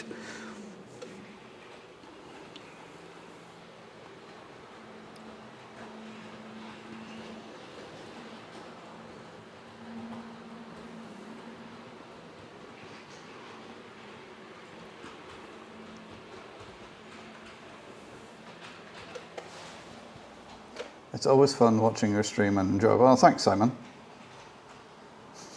Not to mention, why are they watching me?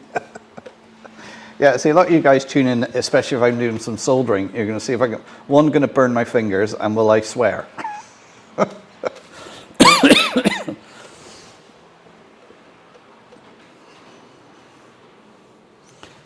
haven't done any soldering live on a live stream.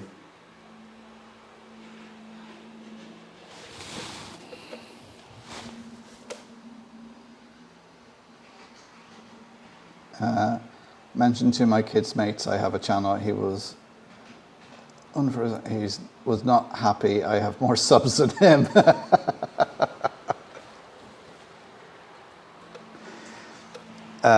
There's a lot of my kids' friends who don't know I have a YouTube channel. You know, they might come up to the house, and if I'm doing my live or whatever like that, they're going, "Why are those lights on up in your front room? What's going on in there?" And I just go, "Oh, it's just Dad playing with his trains." Oh, band. Right. That makes more sense now.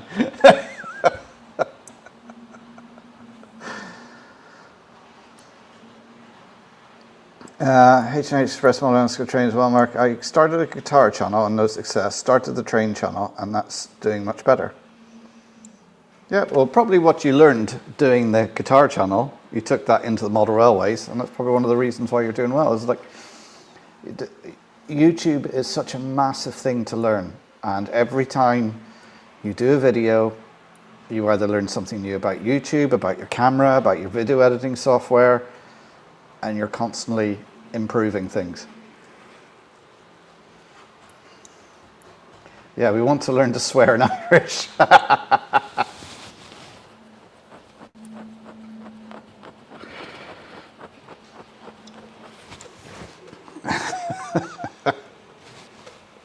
You might just learn to swear with an Irish accent, that'll be about it.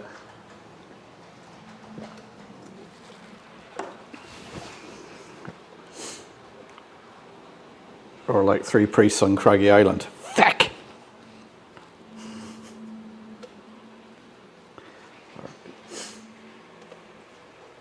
Or was it the one, Father Jack's? Gobshite.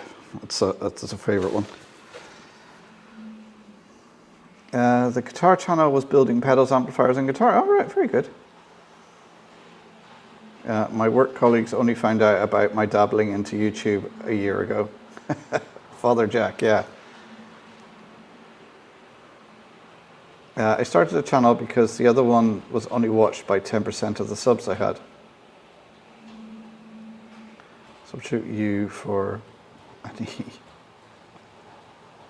Well, I think I see a lot of YouTubers say this, like 75% of my views are from people who aren't subscribed.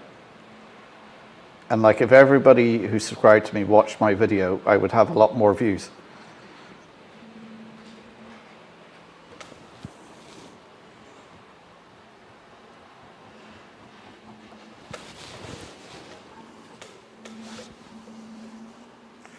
You know,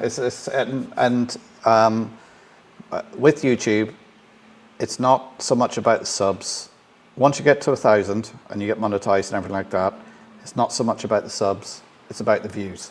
If you're getting the views and the retention, then the better you'll do. Like anybody who they show my video to, if they're not into model trains or whatever, they're going to watch the first 10 seconds and go, "What's this about? I'm not interested," and click away. And YouTube's going to look at that and go, "Oh, well, that type of person isn't interested." But when I show it to this other type of person who also watch train stuff,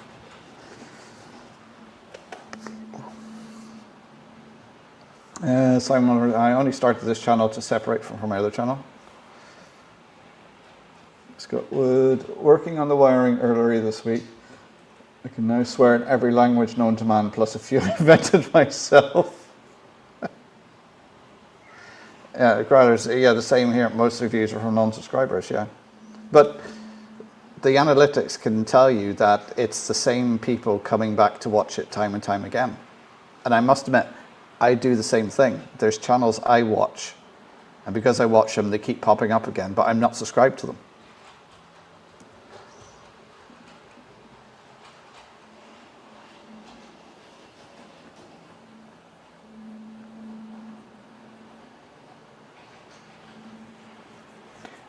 So Mr. Ronald Anderson sent me over to you guys for more tips and tricks to help with growing my channel with HO model trains and adventures.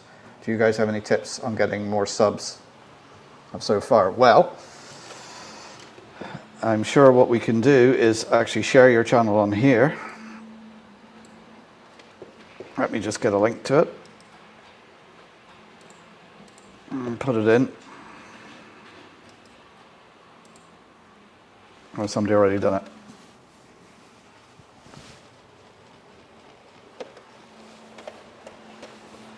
Yeah, Timber Stuff's there. Go to lives and get promoted.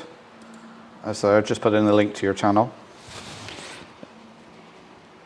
The other thing is just just go to lives, chats, Facebook groups.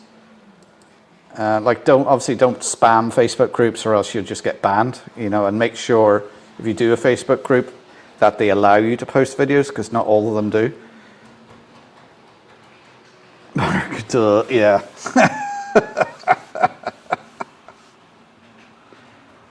Travis, look at the things I do, then avoid those. All right, Tom. It just takes time. Every time you make a video, you'll get better. And you will get disheartened at times. But you just have to keep plodding along, making your videos, putting them out. Sometimes you have to have a thick skin when it comes to the comment section. Timber said, for the best tips on how not to do it, go to RGJ.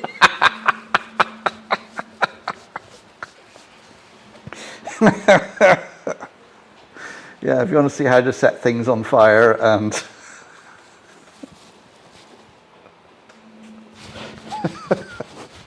They're right busy working tonight, saving lives, and we're here taking the piss out of them.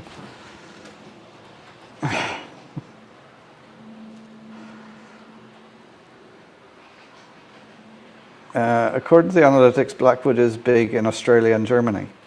Yeah, I was surprised. I looked at my analytics, and there were something like 3 or 4% of my views were coming from Sri Lanka.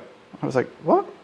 Who's watching me in Sri Lanka? But I think it's the new thing now that YouTube have brought in, the auto dubbing, that it's dubbed into so many different languages now, that maybe it's spreading further afield.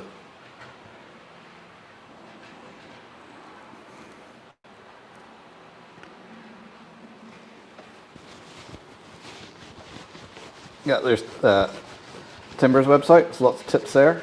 I know Charlie Chadwick ran a course to help people, but didn't he do a video on tips and things to help? Like, it's all to do with make sure your titles are good and your descriptions are good, because these are all things that YouTube look at to find out what your video is about, to share it, to make sure it puts it to the right people.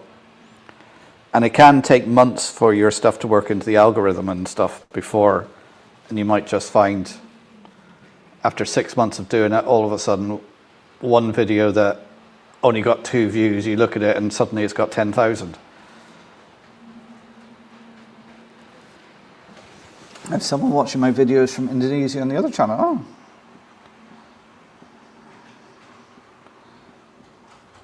I'd love to hear me in German. Just hit 9950 on my other channel. You'll get there, Simon. Yes, 35% of my views come from India. Yeah.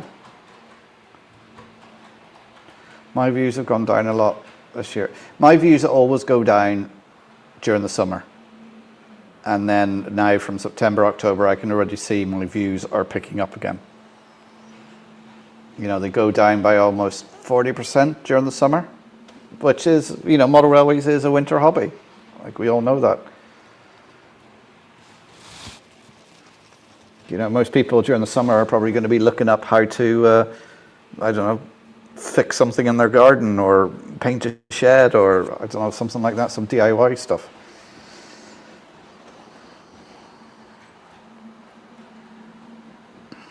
Anyway, it's coming up to 8:30 now, so I'm going to call it an evening now, because I've been on now for 2 hours, and my missus is back, and I need to go and chat to her.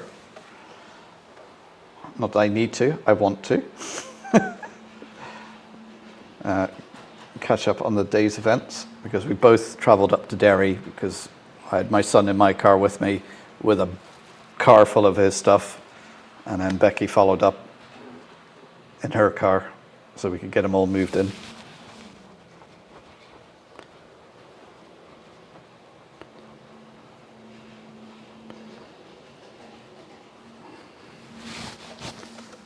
I've got someone who watches my videos from Iraq, really?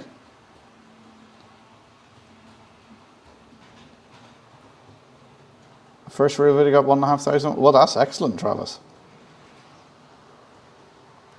Anyway, there we are. It's 8:30. I'm going to say goodnight. I wasn't expecting to see you guys so soon, but I'll be back Thursday. And, well, my video on three-way points would have been out at 8 o'clock, I think. So that's no problem, Ewan. It was great to have you on and have a catch-up. So I'm going to hit the end stream button now. So enjoy your modelling over the weekend, what's left of it, guys. And I will see you in the other streams, and I will catch you hopefully next Thursday. And as I say, I have a video out that came out half an hour ago on three-way points if you want to watch that. So take care, everyone. Great having you here this evening, and I'll see you all soon. So enjoy your modelling, guys. Bye.